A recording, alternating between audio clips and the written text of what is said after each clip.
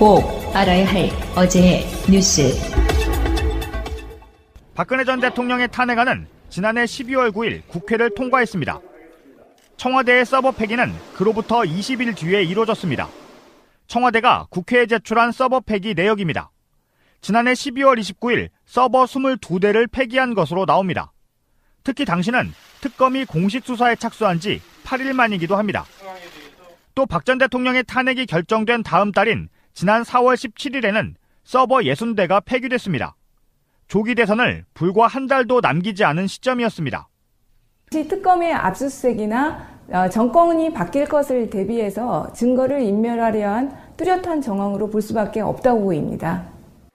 문재인 정부가 출범했을 때는 청와대 서버는 모두 초기화된 상태였습니다. 이 때문에 서버를 폐기하면서 백업을 했는지 폐기된 서버에 어떤 자료가 담겨 있는지는 현재 확인이 불가능한 것으로 알려졌습니다. 앞서 박근혜 정부 청와대가 국정농단 사건이 불거진 후 파쇄기 26대를 새로 구입한 것으로 확인되면서 증거들을 파기하는 데 사용했던 것 아니냐는 의혹이 제기되기도 했습니다. 국정원 개혁위원회는 이명박 정부 당시 국정원이 보수단체를 앞세워 노벨위원회에 김대중 전 대통령의 노벨 평화상 수상 취소 청원서를 보낸 사실을 확인했다고 밝혔습니다. 이런 공작이 국정원 지휘부에 보고된 것도 확인했습니다. 청원서 번역과 발송 비용 등 300만 원을 국정원 예산으로 집행한 정황도 확보했습니다. 이에 앞서 검찰은 국정원이 청원서 초안을 감수한 것은 물론 미국 언론인이 쓴 배반당한 한국이라는 책을 인용하라고 보수단체에 추천한 사실을 파악했습니다. 문무일 검찰총장이 취임 후 두 번째 가진 기자회견. 문 총장은 먼저 동시다발적으로 진행되는 적폐청산 수사에 대해 시한을 정해놓지는 않았지만 최대한 빨리 마치는 것을 목표로 하고 있다고 말했습니다. 수사를 길게 끄면 피로감이 커질 수 있는 만큼 수사팀 증원을 추진 중인데 형사부 검사를 투입하는 방식이 될 전망입니다. 문 총장은 이명박 전 대통령에 대한 수사 가능성을 묻는 질문에 수집된 증거를 외면하긴 어렵지 않을까 생각한다면서 이 전 대통령에 대한 수사 가능성을 열어놨습니다. 이 전 대통령을 수사 대상에서 제외하지 않겠다고 국정감사장에서 밝힌 박상기 법무부 장관과 맥을 같이 하는 대목입니다. 박근혜 전 대통령이 구속 연장을 정치보복이라고 발언한 데 대해선 헌법 위반이 문제가 돼 여기까지 흘러온 게 아니냐며 우회적으로 반박했습니다. 문 총장은 또 주요 의사결정 과정을 투명하게 공개하는 방안도 검찰개혁 과제로 검토하고 있다고 밝혔습니다. 일선청 결재 과정에서 상급자가 지시한 내용은 물론 주요 사건에 대하여 대검이 일선청에 지휘한 내용을 기록화하여 최종 결정의 책임 소재를 명확히 하는 방안을 추진하고 있습니다. 문 총장은 이어 고위공직자 비리수사처 법무부안에 대해서는 국회에서 본격 논의가 되면 의견을 내는 것을 검토할 것이라고 답했습니다.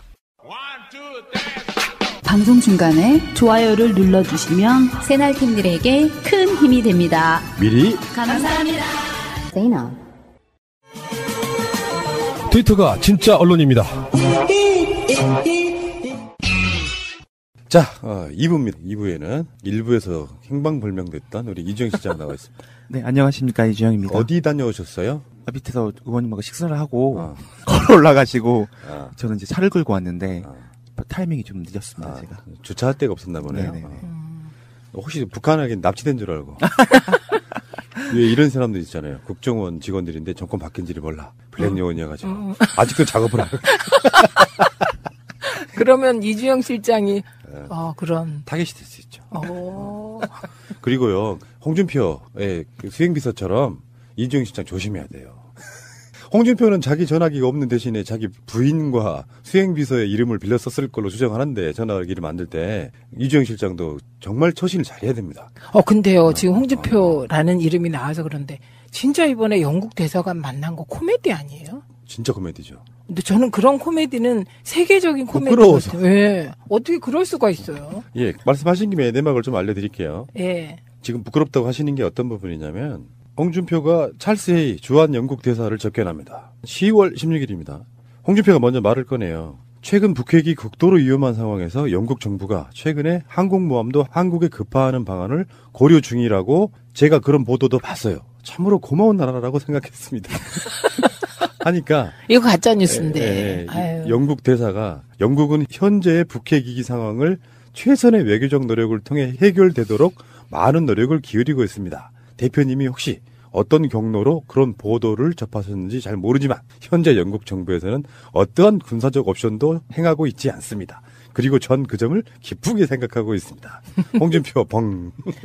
아니 근데요. 진짜 이거 너무 이상한 일이죠. 근데 중요한 건 이 관련 보도가 제가 찾아보니까 미디어 오늘만 좀 자세히 보도한 걸 봤고요.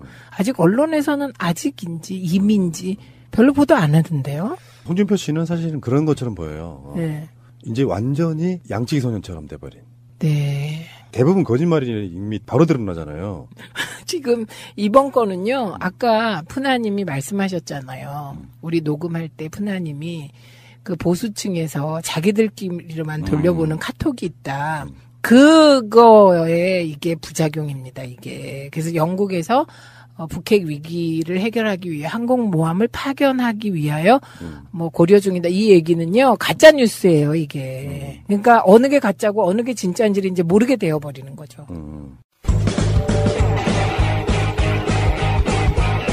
제도로서의 민주주의가 흔들리고 구타는 일은 이제 없습니다. 민주주의가 밥이고 밥이 민주주의가 되어야 합니다. 어쨌든 간에 이주영 실장님은 네. 처신 잘 하셔야 됩니다. 항상 조심하고 있습니다. 범죄자들하고 통화하지 마시고요. 네. 홍준표 대표는 정말 깨끗하신 분인데 네. 왜 수행비서는 범죄자들이랑 통화하고 뿐만 아니라 그 주변 분들은 왜 이렇게 범죄자들하고 통화를 많이 하는지 그게 그 수행비서뿐만 아니에요. 주변 분들 그러니까. 왜 그러실까? 그래서 이주영 실장님이 지금이라도 이실 짓고 하십시오. 예를 들면 범죄자들하고 이렇게 통화를 했다거나 한 거는 의원님한테는 꼭 알려드려야 돼요. 나중에 통신정해가지고 나오면 큰일 납니다. 꼭 알려드리도록 하겠습니다. 그 수행 실장이 방송에 출연하는 경우도 사실 없잖아요. 놀라운 방송입니다. 네. 사고의 전환. 네, 발상의 전환. 원래는 제가 왜 그런 컨셉이었냐면 의원님을 네. 뒷선용도로 써먹으려고 의원님의 깨같은 비리들을 밥 먹을 때 뭐 밥값을 안 낸다든지 뭐 이런 게 있으면 물어보세요. 근데 전혀 그걸 써먹지 못하고 있어요 지금. 아이 참. 제가요 한 가지만 재밌는 거 얘기해 드릴까요? 네. 제가 치사하게 코 묻은 돈을 삥땅하거나 이런 걸 절대 안 합니다. 왜? 제가 젊은 시절에 어떤 분을 모셨는데 코 묻은 돈 삥땅이 전공이세요. 예를 들면 택시를 타고 가잖아요. 그러면 택시비를 안 내고 내리세요. 누가요? 그런 일이 있어요. 그래갖고 제가 내잖아요. 이니셜. 그러면 택시비가 뭐 15,000원쯤 되면 저는 그게 하루 생활비이며 하루 일당인 거예요. 그런 일을 한 10년쯤 겪었거든요. 이니셜 말씀해 주세요. 그래서 제가 절대로 코 묻은 돈에는 손대지 않는다. 벼룩의 간은 빼먹지 않는다. 그래서 진짜 그런 일은 한 번도 없었을 거예요. 네. 지금까지 나 뭐 사준 적 있어요? 없고 뭐 10,000원을 빌리더라도 항상 까먹으니까 꼭 말하라고. 말하라고 아니고 막 닥달해가지고요. 안 주면 그냥 그 자리에서 저기 막 카드로 뺏어라도 줘요. 정말 결이 비슷한 게 그런 거네. 푸나님하고? 그렇죠, 당연히. 제가 제일 닮은 사람이 문재인 대통령이고요. 군대부터가 똑같은 데 다녀왔고. 이런 거 있잖아요. 방송 진행자들이 밥 때쯤 해가지고 방송하러 와요. 근데 이 전통은 제가 만들어 놓은 건데, 그러면 자기들끼리 밥을 먹거나 하면 밥값 내는 걸 눈치 봐야 될 거 아니에요. 더치페이를 하지 않으면. 그래서 제가 방송 초창기 때 식당 하나를 딱 정해놓고 새날 이름만 대고 가서 먹어라. 밥값은 내가 지불한다. 그래서 저는 우리 진행자들, 출연자들한테 한 번도 밥을 얻어 먹은 적이 없어요. 비슷하잖아요, 그 결이. 충분히 저는 이해를 합니다. 어떤 감정인지. 내가 돈이 많아서가 아니라 내가 책임진다요. 그런 자세. 근데 그 이니셜 누구예요? 그거 말할 수 없어요. LJY 이런 건 아니죠. 아니죠. 찾아온다 이제. 이주영인데. 절대로 아니고요. LJH군요. 네. 죄송합니다. 근데 그 푸나님이 내 밥을 얻어먹었다는 거죠. 그때 제가 그래서 말씀드린 적 있어요. 처음으로 얻어먹는다고. 그거는 출연자로서 얻어먹은 게 아니고요. 선배한테 얻어먹은 거예요. 그쵸. 자, 본격적으로 이야기 시작하겠습니다. 자, 박근혜 씨가 지금 사실은 법정에다가 폭탄 투하를 한 거거든요. 그렇죠. 완전한 원자폭탄을 투하한 거예요. 그렇죠. 북핵만 핵폭탄이 아니고 이런 건 그쵸. 핵폭탄인데. 그렇죠. 일단 변호인단 전부 사임. 네. 그리고 정치 보복하지 마라. 그리고 내가 안고 가겠다. 논리적으로 보면은 좀 비논리적인 내용도 있지만 사실은 누군가에서 작성된 듯한 보이는 그걸 작심하고 지금 법정에서 이야기를 했단 말이에요. 네.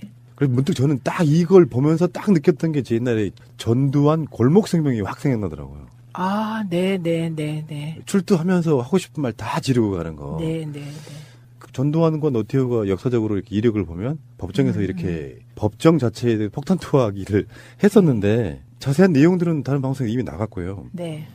의도가 뭘까요? 그게 중요하죠, 사실은. 의도는 지지층 결집이고요. 그다음에 자유한국당이 본인을 출당시키고 친박을 제거하려고 하는 거잖아요. 친박 핵심을 제거함으로써 친박을 약화시키고 홍준표 친정체제를 만들려고 하는 거 아닙니까? 그리고 거기에 바른정당을 흡수해서 이제 바야흐로 홍준표 시대를 열겠다는 거잖아요. 제동 건 겁니다.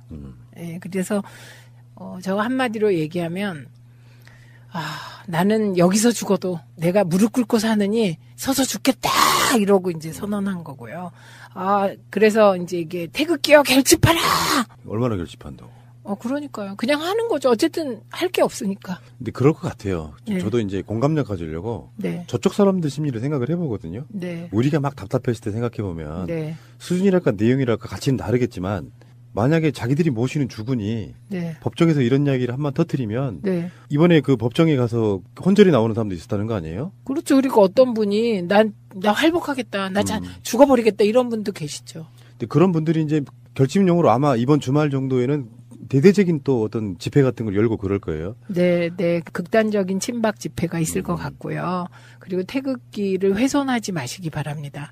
제가 이게요, 태극기 집회라고 말하는 분들의 집회가 끝나고 나면 태극기가 바닥에 그냥 너무 진짜 밟고 다니고. 예, 그러면 안 최소한 되시죠. 우리는 그런 짓 안 한다. 우리는 안 하죠. 네. 예, 우리는 태극기 딱 들고 나면 다 이렇게 말아가지고 적법하게. 국정원이 사주했던 어버이연합들 집회가 박근혜 이명박 기간 동안에 막 열리면요. 태극기 들고 나와가지고 집회 막 하고 나서 밟고 지나다녔던 분들이 바로 이런 분들이죠. 그러니까요. 태극기 집회라고 부르는 건 좀 그렇고. 예, 근데 그냥, 예. 저는 이번에 박근혜 대통령의 저 폭탄 투하를 보면서 박근혜 전 대통령입니다. 네, 피의자 박근혜 그걸 딱 보면서 이런 거예요. 제가 이제 딱 그 박근혜가 돼서 생각을 해본 거예요.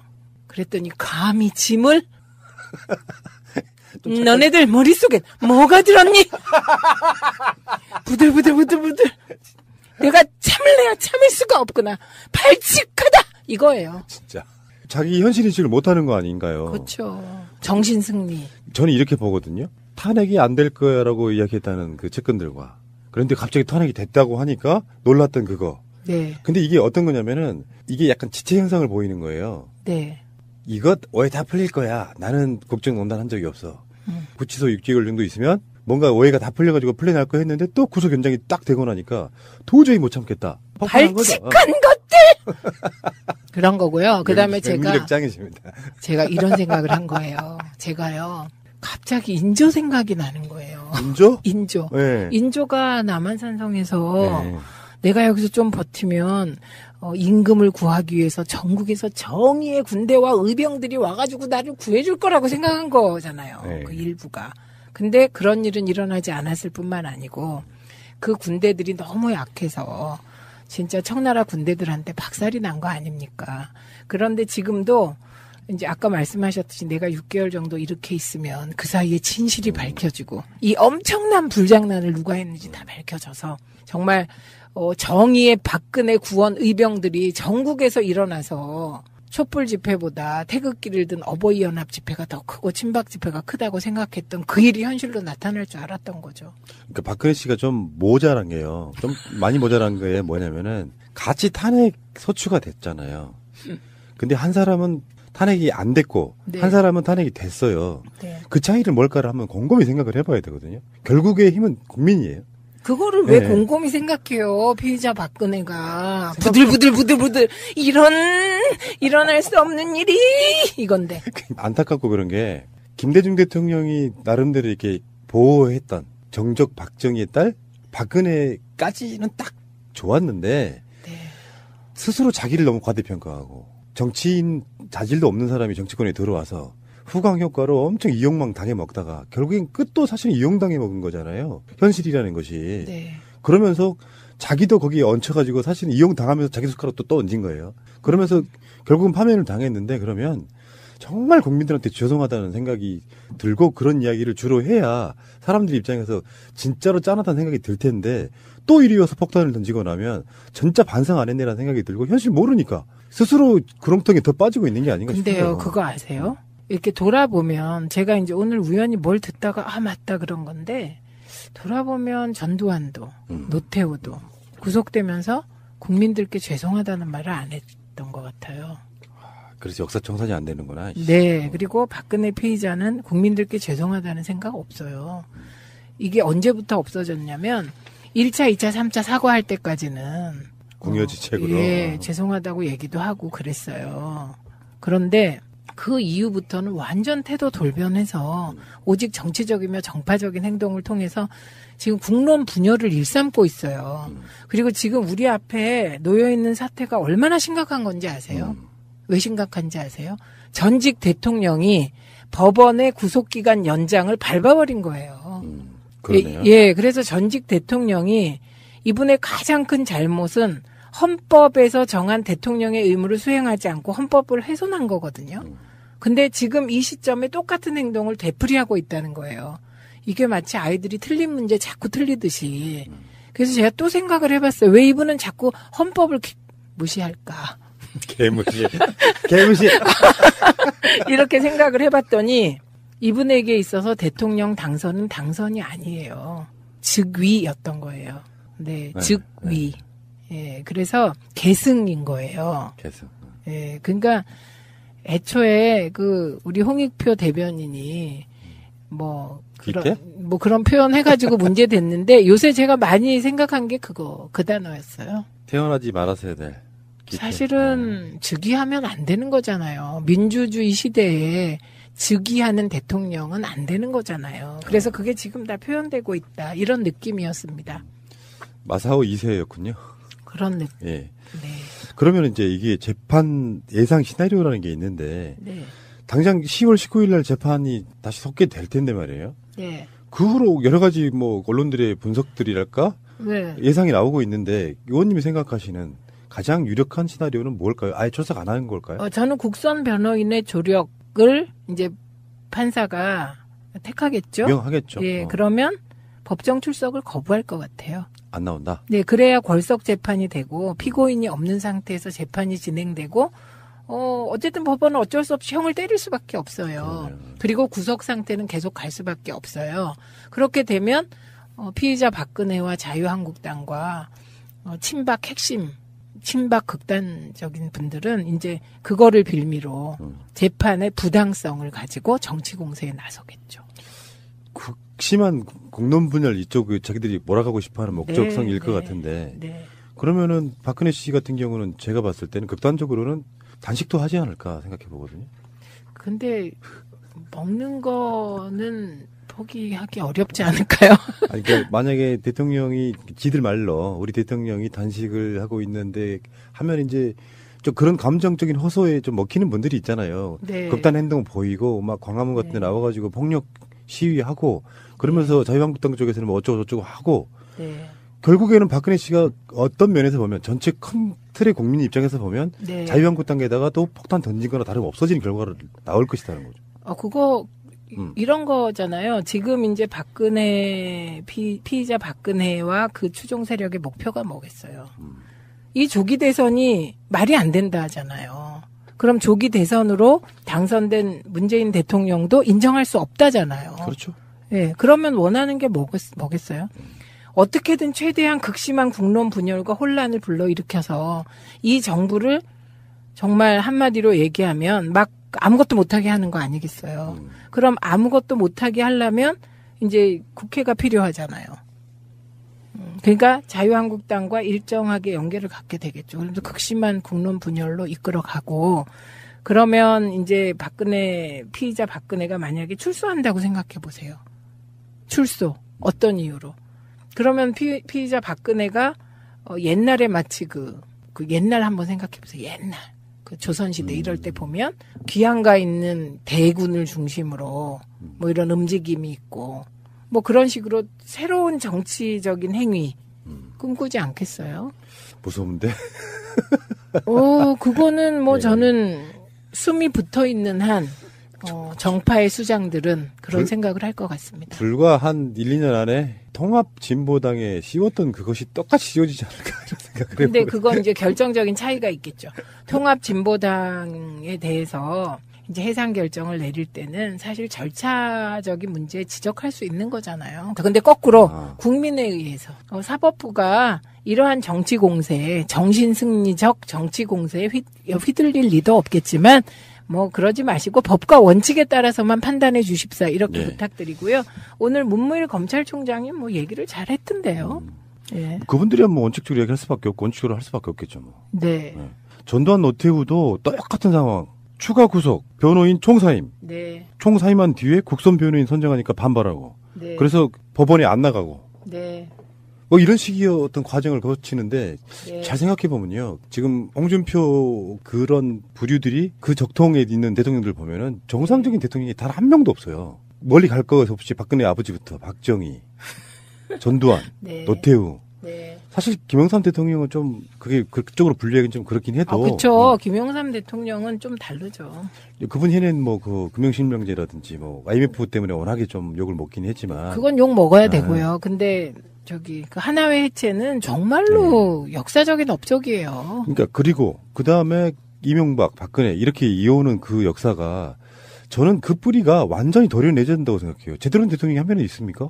그러면서도 국민 마치 이유하는 것처럼 거짓 선동이나 해야 되고. 그리고요, 정치 공세로 쓸데없이 민주정부 1기, 2기, 지금 민주정부 3기인데, 제가 아무리 돌아봐도 최근에 제가 그 우리 경제 성장률, 실업률 뭐 이렇게 다 봤거든요. 민주정부 대통령들 진짜 훌륭하세요. 잘하셨고요. 특히 제가 이제 노무현 대통령님에 대해서 다시 놀란 거는 우리 김대중 정부 말기엔 너무 이게 제2의 IMF 온다고 막 보수 언론 흔들었잖아요. 그리고 진짜 경제가 어려웠잖아요. 그때 IMF 극복하면서 허리띠 졸라매고 막 이러면서. 그래갖고 막판에 이제 카드 문제가 좀 있었던 게 사실이잖아요.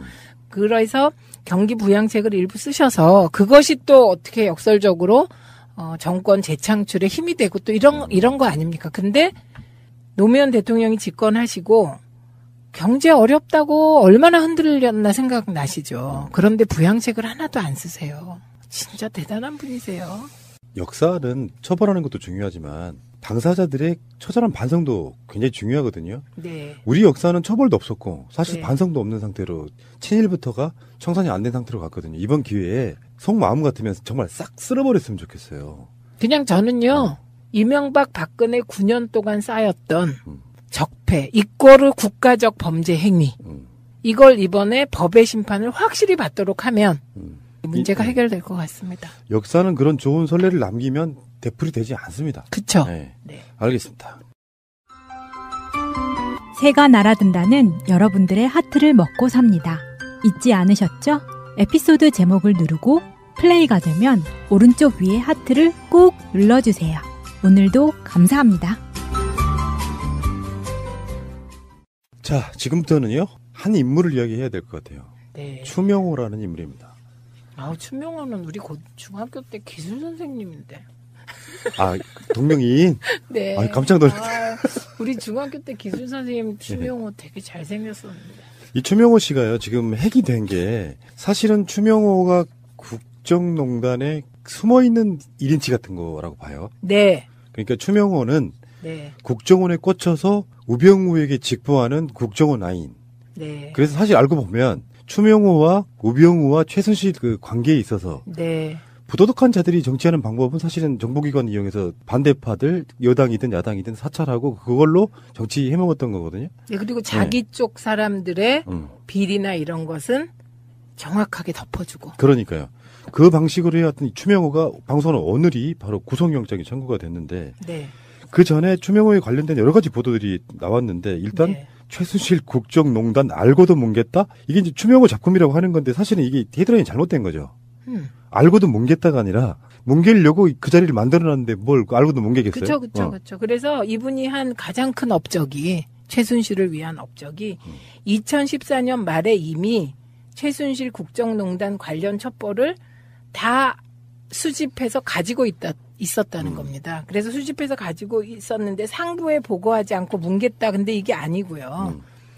그 보고하지 않은 상부는 국정원의 그 개선 조직이고요. 다른 상부에 직보한 거죠. 그렇죠. 청와대? 네, 그게 우병우? 예, 라고 추측합니다. 저는 추측합니다. 추명호, 우병우의 끈끈한 커넥션 이렇게 표현을 하는데 네. 그런 어떤 것들이 사실은 국정농단에 힘이 돼준 거잖아요. 그렇죠. 그리고 그 아까 푸나님이 말씀하신 부분에 대한 의심이 있어요. 애초에 국정농단 세력이 우병우 그다음에 국정원의 누군가의 라인을 형성해서 우리가 영화들 보면요. 영화에서 왜 이미 라인을 형성해놓고 은폐하잖아요. 은폐하려고 라인을 만드는 거. 그리고 라인을 형성해놓고 비리를 또 저지르잖아요. 그런 게 아니었나 싶어요. 여기서도 사실은 의원 이름이 거론이 안 되지만 이 보도에는 거론이 안 되지만 네. 관련돼 있는 내용들이 굉장히 많이 나와요. 뭐 그 윤전추 트레이너 뭐 이야기들이 국회에서 막 까발려지기 전에 했던 것들이 다 그 사람들이 갖고 있었다는 거면 네. 이 정보를 누가 갖고 있고 누가 이야기하고 있고를 다 관리를 했을 거 아니에요. 근데 좀 치사하지 않아요? 이 한겨레는요. 윤전주 최순실 관계 있잖아요. 이거 보도하려고 한겨레 하호영 기자가요. 엄청 노력했습니다. 그래갖고 호텔에 죽치기도 하고 별짓 다 했는데 딱 일정 부분 가면 벽이 있었다는 거예요. 그래서 그때 못했는데요. 이 윤전주 최순실 관계를 얘기하는 개인 트레이너 의혹이 있었잖아요. 이게 청와대의 3급 행정관으로 들어갔을 때 우리나라 최초의 최연소 상급 행정관이었다는 거 아닙니까? 윤전추가. 이제 그거를 저희가 밝혀낸 거고요. 그 개인 트레이너 출신이면 박근혜 대통령의 개인 트레이너다라는 가정하에 저희가 필라테스 고가의 장비 그거 폭로했던 게 바로 요 지점이에요. 그래서 제가 한겨레하고 같이 요거를 좀 파헤쳐 썼죠. 그러니까 여기에 제 이름을 써줘야지. 당연히. 왜 안 써? 진실을 밝혀라. 네. 그러니까 왜 그 지진이 일어나면 전조 증상이 있잖아요. 네. 그 국정농단 사건이 일어나기 전에 전조 증상 중에 하나가 이석수 감찰관 문제였었어요. 맞아요. 그러니까 그 이석수 감찰관 문제에 있어서 그 당시 이석수 감찰관이 우병우의 그 넥슨의 저가 소유 부동산 매각하는 이 과정 막 그런 얘기가 또 논란이 있었을 때 그때 바로 이석수 감찰관을 추명호 당시 국정원국장이 감찰했죠. 부하 직원 시켜가지고 사찰했다는 거예요. 네, 그래서 그 법조 출신 야당 의원과 친분 관계가 있는지, 동선 등 이전 감찰관 사찰 자료 이거 해서 우병우한테 보고했다는 거거든요. 이 동선 감시가 우리가 영화에서 보는 그런 거예요. 영화에서 보면 A가 막 가면 뒤에 B가 쫓아가잖아요. 걸어서도 쫓아가고 차 타고도 쫓아가고 그게 동선 감시예요. 그걸 한 명이 할 때도 있고 여러 명이 할 때도 있는 거예요. 근데 이게요 4명만 하면 다 나와요. 4명이 동시에 한 명을 동선 감시하면. 그래서 최근에 그 노승일 K스포츠재단 전 부장이 강북에서 본 사람을 강남에서 똑같이 봤다고. 그때 뒤에 뭐가 붙었다고. 그게 대선 전이니까. 네. 그런 것도 분명히 연관이 있을 거라고 보는 건데. 네. 다음에 박원순 제안문건도 사실상은 추명호가 작성했다. 그래서 긴급 체포를 지금 한 거거든요. 근데 이분은 그동안에 모든 증거 자료를 다 없앴을 것 같아요. 한 발 늦었다는 느낌이 있어요, 저한테는. 반대일 수도 있죠.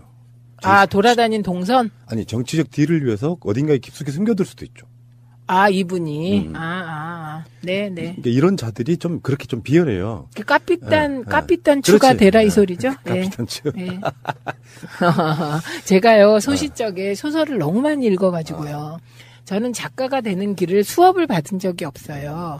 그래서 확실히 말씀드릴 건 저는 어렸을 때부터 책벌레였거든요. 그래갖고 제 친구 책 많은 집에 가면 집에 안 와가지고 정말 아버지한테 몽둥이로 엄청 종아리 맞은 적도 있어요. 어떻게 딸을 때려요, 몽둥이로? 우리 때는 저기 종아리 때렸어요. 회초리로. 꼬치로도 때리지 말라고 그러잖아. 근데 어쨌든 우리 아버지 엄청 무서웠어요. 그런데 그러고 나서 제가 사흘 밥을 안 먹었기 때문에 그 후로 다시는 그런 일이 없었는데 그렇게 책을 많이 읽다 보고 많이 읽고 사건을 많이 겪다 보면 저절로 쓰지 않으면 못 견디는 상황이 오면 작가가 되는 거더라고요. 박근혜 씨가 지금 재판을 사실상 거부하고 있는 최순실 박근혜 국정농단 게이트의 큰 얼개는 네. 사실은 별게 없어요. 개인이 최순실이 또는 거기까지로 박근혜 메인이 최순실이라고 보면 네. 최순실이 박근혜를 이용해서 국정농단 하기 위해서는 네. 정상적인 국가 시스템 속에 들어가지 못하니까 네. 가장 나쁜 국정원이라고 하는 일부 조직의 힘을 빌어서 그것을 연결해주는 김기춘이나 처음에는 김기춘이었겠죠. 네. 김기춘이나 우병우 라인을 통해 가지고 최순실이 그런 보고를 받고 사실상 지시하는 형태로 만들어진 게 박근혜 최순실 국정농단 게이트인데 네. 농단이란 말이 무슨 말일까 하고 그 당시 그 게이트 때 제가 사전 찾아보니까 한 사람이 특정 소수가 네. 모든 권력을 다 갖고 쥐고 흔드는 그런 의미를 갖고 있더라고요. 그래서 네. 법과 원칙을 무시하고 그게 핵심이에요. 박근혜 국정농단 게이트의 핵심 얼개가 이제 다 나온 느낌이다 이런 생각이 드는 거예요. 네, 그동안에 이상한 지점이 있었던 거죠. 제가 이제 며칠 전에 우리 동네 그 김기춘의 핵심이었던 정무비서관 출신의 우리 동네 현역 국회의원과 무슨 얘기를 우연히 나누게 됐어요. 그런데 제가 묻지도 않았는데 진짜 최순실 몰랐다고 막 그러는 거예요. 그분이. 그래서 저는 그때 나 묻지도 않았는데 왜 이 말씀을 하실까? 그러고 그냥 이렇게 듣고 있었어요. 네. 요지는 하나도 몰랐다예요. 근데 뭐 지금 그분이 알고 모르고가 무슨 뭐 상관이 있습니까? 그런데 이상한 거는 몰랐을까였거든요. 그러니까 결국은 알았다잖아요. 주광덕 씨예요?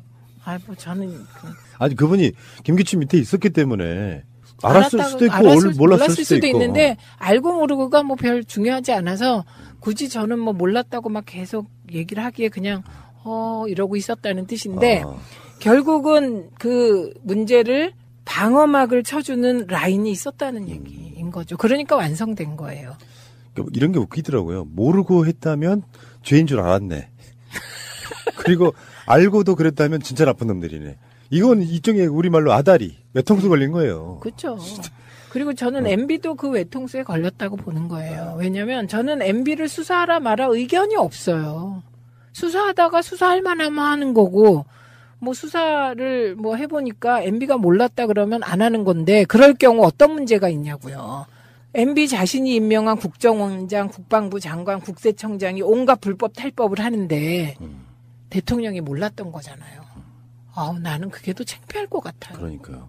그러니까 법정에서는 뭐 자기는 뭐 역사와 민족을 위해 뭘 잘했네 못했네 이런 약간 말씀하시려다 만 개소리를 하고 있습니다. 어쨌건 지금 박근혜 국정농단이 우리가 이제 역사 속에서 들어있으니까 뭐 하도 뭐 다이나믹한 나라라 뭐 날마다 뉴스가 나오고 있지만 사실은 어제 박근혜 씨의 법정에서의 폭탄 투하가 아마 어떤 분기점은 되지 않을까 싶기는 해요. 그러니까요. 대한민국 민주주의 전체에 대해서 그것도 법원에서 피의자 신분의 전직 대통령이 폭탄을 투하한 겁니다. 대한민국 시스템을 무력화시킨 거예요, 어제. 그러니까 저는 그게 범죄 같아요. 그렇죠. 네, 이게 만약에요. 보통 일반 형사 피의자가 저렇게 하잖아요. 그러면 법정에서 추가로 법정 모독이 들어가요. 그래서 저는 우리 사법부가 지금 굉장히 배려를 하고 있다고 생각합니다. 법정 모독이에요. 무기징역을 보는구나. 이거 좀 비유를 재밌게 한번 들어볼게요. 제가 대통령이었어요. 네. 최민희 의원님이 저랑 친하다고 네. 청와대 막 무시로 드나들면서 이제 국정원 직원이나 우병우 잡고 막 국정농단해서 이제 결국엔 탄핵을 당했어. 감옥까지 갔어. 네. 나라면 DNA가 다른 건가요? 그런 경우 저 꽤 있었거든요, 살면서. 그러니까 뭐 그런 국정농단 감옥 이런 건 아니지만 내가 책임져야 되는 자리에 있는 사람인데 남의 잘못 비슷한 걸로 해서 약간 좀 상황이 나쁘게 된 경우 있잖아요. 그때 방법은 딱 하나밖에 없더라고요. 남 탓을 하면 안 돼요. 결론적으로 내가 정말 잘못했다. 그래서 어떤 죄라도 달게 받겠다 하면 끝내면 되네. 그럼 오히려 사람들이 그 사람을 더 좋아하게 되는 게 있어요. 근데 구질구질하게 뭘 잘했네 못했네 억울하네 계속 이야기를 해봐야 국민적 정서에서는 계속 마이너스만 깎아먹고 있는 거거든요. 그게 가장 그 모습을 아름답게 보여주신 게 노무현 대통령님이시죠. 네. 그래서 정말 희라 비극에 나오는 영웅처럼 그래서 대통령께서는 신화가 되셨다. 신화가 되셨다. 이렇게 얘기하는 거고요. 박근혜 피의자가 이번에 그 비슷한 액션을 취했습니다. 정치보복은 저런 나로 끝내고 뭐 기업인이나 누구는 봐주라고 그러면서 한 사람을 딱 선을 그었어요. 최순실만. 그러니까 참 진짜 이건 저는 변호인들하고 완벽하게 짠 각본이라고 봅니다. 왜냐하면 국민들께서 할머니들도 딱 그게 우리 엄마 정서거든요. 저희 어머니 87세신데 어제도 TV 보시면서 최순실 같은 나쁜 엑스가 저 대통령을 망쳤고 그러세요. 그래서 제가 엄마 그런 나쁜 엑스한테 당한 건 뭐야? 그랬더니 그러게 어렸을 때 부모를 잃고 판단력이 없어가지고 그게 살다 보면 저런 일도 있고 그러시는 거예요. 아이고. 그래도 문재인 후보 찍었어요. 그런데 어쨌든 그 정서 있잖아요. 박근혜 피의자를 지지하는 사람들의 정서에 딱 부응한 거예요. 추명호 이야기 나온 김에 하나만 더 조금만 얹자면 저번 주에는 노벨 평화상 취소 정황이 있었다. 근데 이번 주엔 원세훈한테까지 보고하고 실제로 액션을 취했다. 사실이었다.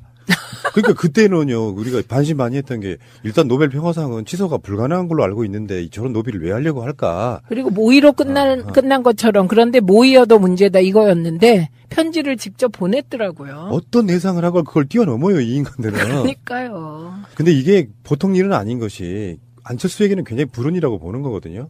국정주의를 통해 갖고 보수표 또는 뭐 바른정당과의 연대 뭐 등등의 걸 생각을 하고 있지만 결론적으로 말해서 국민의당이 이명박을 조금이라도 두둔할 수 있는 입장을 다 뺏어가 버리는 측면. 근데 그렇죠. 사실 안철수의 한 축은 이명박 라인이 있잖아요.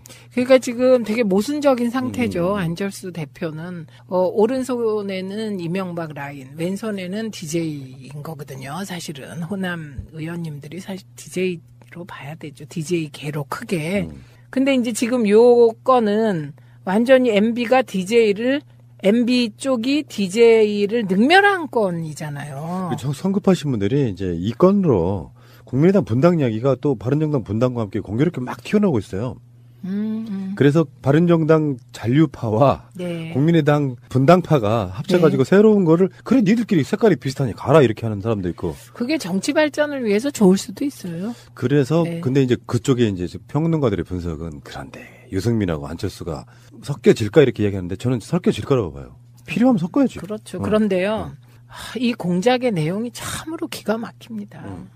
이제 국정원이 자유주의 진보 연합이라는 우파 단체를 조정해서 김 전 대통령 관련 사항을 담은 보고서를 친전 형식으로 올려서 원세훈이 봤다는 거잖아요. 승인했다는 거잖아요. 그래갖고 취소 운동을 벌였잖아요. 그런데요, 위원장 앞으로 보낸 내용은 차마 우리가 정말 제 입으로는 말할 수 없고 이건 이 실장이 좀 읽어보시죠. 뭐. 김대중의 노벨 평화상 수상은 취소되어야 합니다. 라는 영문 서한을 보냈다. 서한은 김 전 대통령의 노벨 평화상 수상 부당성을 주장하기 위해 도널드 커크 전 인터내셔널 헤럴드 트리뷴 서울특파원이 쓴 코리안 배틀웨이라는 책을 인용했다. 서한은 김 전 대통령이 남북 정상회담 성사를 위해 천문학적 뒷돈을 졌고 이 돈의 일부가 북한 무기 개발에 사용됐다고 주장했다. 아이고, 이거를 받은 노벨 평화상 그 선정위원회나 뭐 그쪽은 얼마나 기가 막혔을까요? 노벨위원회 위원장은. 그런 거죠. 홍준표가 영국 대사한테 하는 듯한 세상 물정 모르고 무식한지 골라하는. 그래갖고 국정원이 또 이게 이제 서한을 보내려면 번역을 해야 되잖아요. 그런데 아마 자유주의 진보연합이 그걸 자체적으로 할 역량이 없었나 봐요. 번역비와 발송비 250만 원. 책자 구입비 50만 원. 무슨 책자를 50만 원이나 구입했을까요? 이것도 시킹했네. 네. 뭐 발송비가 250만 원이나 됩니까? 그러니까요. 그리고 번역이 얼마 든다. 우리는 그냥 우리 딸도 이거 그냥 할 수 있는데 저는 못해요. 우리도 가능해요. 가능하세요? 그쵸? 이런 거 뭐. 이런 걸 무슨 돈을 주고 합니까? 그래갖고 등 총 300만 원을 지원했대요. 그래갖고 전 원장에게 보고한 뒤 공작이 실행된 겁니다. 그래서 이것도 MB에게 보고됐을 개연성이 있다는 것이 일반적인 판단이라고 합니다. 한숨 나오는 게요. 이런 자들이 대통령을 했어요. 그리고 이런 분이 국정원장을 했습니다. 왜 그거 있잖아요. 이명박의 노무현이 했던 모든 것은 다 폐기. 요 정책이 있었다 그랬잖아요. 그렇죠.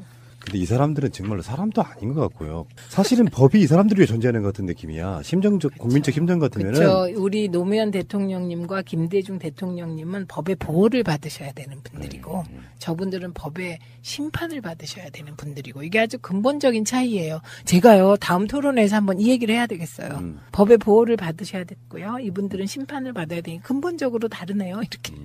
얄밉겠죠, 그러면. 근데요, 제가 생각하는 건 이거예요. 모든 일이 모의 과정이 있잖아요. 모의. 이제 제가 국정원에 이제 노벨상, DJ 노벨상 우리 좀 취소해보자. 그러면 민주정부의 기반이 하나 없어진다. 이러면서 하자고 해요. 그러면 이게, 뭐 그런 일을 해. 말이 안 돼. 이런 사람 하나 없었을까요? 노벨상이라는 게요. 예를 들어서 평화상 말고. 평화상은 사실 객관적으로 드러난 증거들이 있잖아요. 네. 근데 예를 들어서 물리학상, 화학상 뭐 이런 상을 받으신 분들도 네. 그 논문 같은 것들이 허위로 드러나도 취소 안 한답니다. 아, 논문이 허위라도? 네, 그게 권위를 위해서? 권위를 위해서. 하물며 평화상을 어떻게 취소를 한. 아니, 그러니까, 그러면, 그건 말도 안 돼. 이런 사람 하나 없었냐고요. 그때 모의한 사람들은. 완장을 하나 딱 찼잖아요. 조건 바꾸고. 네. 완장을 하나 타서 세상에 무소불위의 권력이라고 느끼는 그 자들의 입장에서는 사실 그 들뜬 분위기 속에 안 되는 게 없었을 거예요. 분위기상.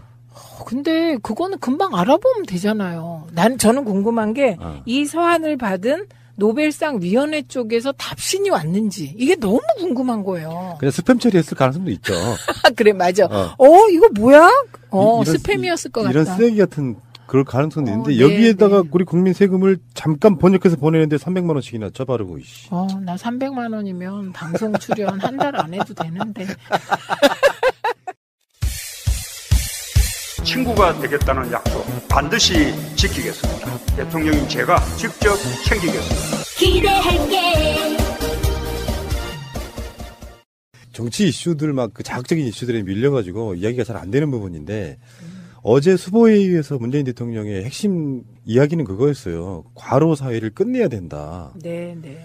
그러면서 이제 노동부의 행정해석이라는 게 있는데 그것을 폐기하는 것을 고려해야 된다. 뭐 이런 식의 이야기를 하셔가지고 사실상 삶의 질이 높아지는 건 사실 이런 부분들이거든요. 그렇죠. 그런데요, 여기서 이제 국회가 지금 합의하고 국회도 요 기본 정신은 동의해요. 여야가 다. 그런데 합의 안 되는 부분이 휴일 근로시간 16시간입니다. 예, 그래서 휴일 근로시간 16시간을 빼면 주 40시간에 연장 근로 12시간, 52시간까지는 합의가 돼요, 여야가. 그런데 이제 휴일 이틀의 근로시간 16시간을 더하면 이게 68시간 되거든요. 갑자기 늘어나 버려요. 그런데 이제 둘 중에 하나는 해야 되지 않아요? 저는 이제 이게 뭐가 안 바뀌더라도 휴일 이틀을 피치 못하게 하게 될 때가 있잖아요. 그럼 이때 이게 200% 임금 주는 규정 있잖아요. 그러니까 연장 근로는 150% 임금, 그다음에 휴일 근무는 200%. 뭐 요런 규정을 만들었어야 되는 거죠, 과거에. 그런데 지금 문재인 정부는 그런 거 하지 않는 게 방침인 거예요. 그냥 52시간만 일하고 최대, 그리고 나머지는 일자리를 창출해서 메꾸자. 그래서 일자리 창출이 하나 또 되는 거거든요. 그러니까 노동시간에 있어서의 숨은 일인지는 뭐냐면 돈을 더 벌기 위해서 많은 분들이 스스로 과로를 한다는 거예요. 근데 누군가가 연장 근무를 하게 되면 생기는 그 연장 근무의 자리를 나누어서 일자리를 더 창출해야 된다는 게 사실은 문재인 대통령 훨씬 이전에도 이쪽 분들의 어떤 그 일자리에 관련돼 있는 부분 중에 해법 중에 하나였었는데요. 어쨌건 원칙적으로 지금 우리나라 노동자들이 연간 평균 노동 시간이 거의 세계 거의 1위 수준이잖아요. 멕시코 뭐 한국 이 유명한 나라들인데 멕시코, 한국, 그리스, OECD 국가 중에서 2,000시간이 넘는 연간. 그것 말고도 지금 사실 문재인 대통령의 이제 그 일자리 정책 중에는 공공부문 일자리잖아요. 근데 실제로 일반 기업들 다니는 사람들이야 또 그렇다 치더라도 이건 정부 영역이라기 좀 힘드니까 정책으로 접근하는 거고. 근데 공무원들의 일자리 관련해 갖고도 보면 굉장한 과로사들이 있던만요, 보니까. 우리가 몰라서 그렇지. 네. 그리고 특히 소방관들. 네, 그리고 아이 키우면서 일하는 서울시 공무원이 갑자기 돌연사한 일이 있잖아요. 그리고 그 일이 그러니까 이 자주라는 게 뭐 1년에 몇백 명 이런 게 아니라 간혹 이렇게 뭐 좀 잊어먹었다 그러면 또 발생하고 그렇게 되는 것 같아요. 그런데 이게 정말 그 근로시간 논쟁은 여야의 갈등은 악마는 디테일에 있다. 디테일에서 걸려 있는 거예요. 52시간을 근로기준법상에 최대 노동시간으로 못 박자는 쪽하고 그걸 반대하는 쪽이 갈등하고 있는 거죠. 그러네요. 네, 그래서 저는 조금 이 부분은 국민적인 판단도 필요한 부분이라고 생각하고 노동자들의 판단도 필요하다고 생각합니다. 그런데 이런 말씀을 드리면서도 죄송한 것은 52시간 정도로 버는 돈으로 만족하십시오. 이 말을 못 하겠는 게 집값이 이렇게 비싸고 애들 키우는데 이렇게 돈이 많이 드니까 노동시간을 연장해서 몸으로 때워서라도 아이들을 키워보겠다는 거잖아요. 그래서 저는 문재인 정부도 잘 하시리라고 생각합니다. 앞으로 이제 주거 문제랑 그 학교 문제에 대해서도 조금씩 바꿔가서 이제 정말로 우리가 52시간만 노동하십시오. 그리고 저녁이 있는 삶을 좀 살아보십시오. 이렇게 할 수 있게 5년 안에 됐으면 좋겠습니다. 차근차근 해가서. 질량불변의 법칙이에요. 누군가가 일자리를 얻으면 누군가는 잃어요. 누군가가 돈을 벌면 누군가는 돈을 잃어요. 그 사이클을 깨자는 거예요. 문재인 정부는. 네. 그러니까 저는 그렇게 봐요. 문재인 대통령의 시각이 저는 맞다고 보는 게 그 방향성이 공무원들도 사실은 알고 보면 안철수 같은 사람들이야뭐 국회의원 수준이고 정부 작은 정부 만들자 하는데 사실 우리나라 정부가 세금 걷어서 예상 집행하는 정부 OECD 국가 중에 규모가 큰 나라가 아니에요. 네. 네. 그러니까 저희들이 오늘 같은 날도 이제 정책 방송을 하는데 들어가 보면 큰 정부가 아닙니다. 큰 정부가 아니어서 그 많은 것들을 다 민간에게 이양하고 민영화시키고 하는 그런 과정이었단 말이에요. 네. 근데 그 과정에서 그렇게 보니까 낙수 효과는 하나도 없고 재벌들만 돈 벌어가더라. 이것이 이제 기존의 패러다임이었고요. 그래서 공무원들을 그것도 이제 뭐 고위직 공무원을 늘리는 게 아니고 하위직에 몸으로 뛰시는 분들, 복지 관련한, 뭐 소방 관련한 이런 일자리 좀 더 만들어서 일자리 창출도 하고 그분들의 어떤 생활도 좀 보장해주고 여러 가지 하자. 야당은 반대 포퓰리즘이랍니다.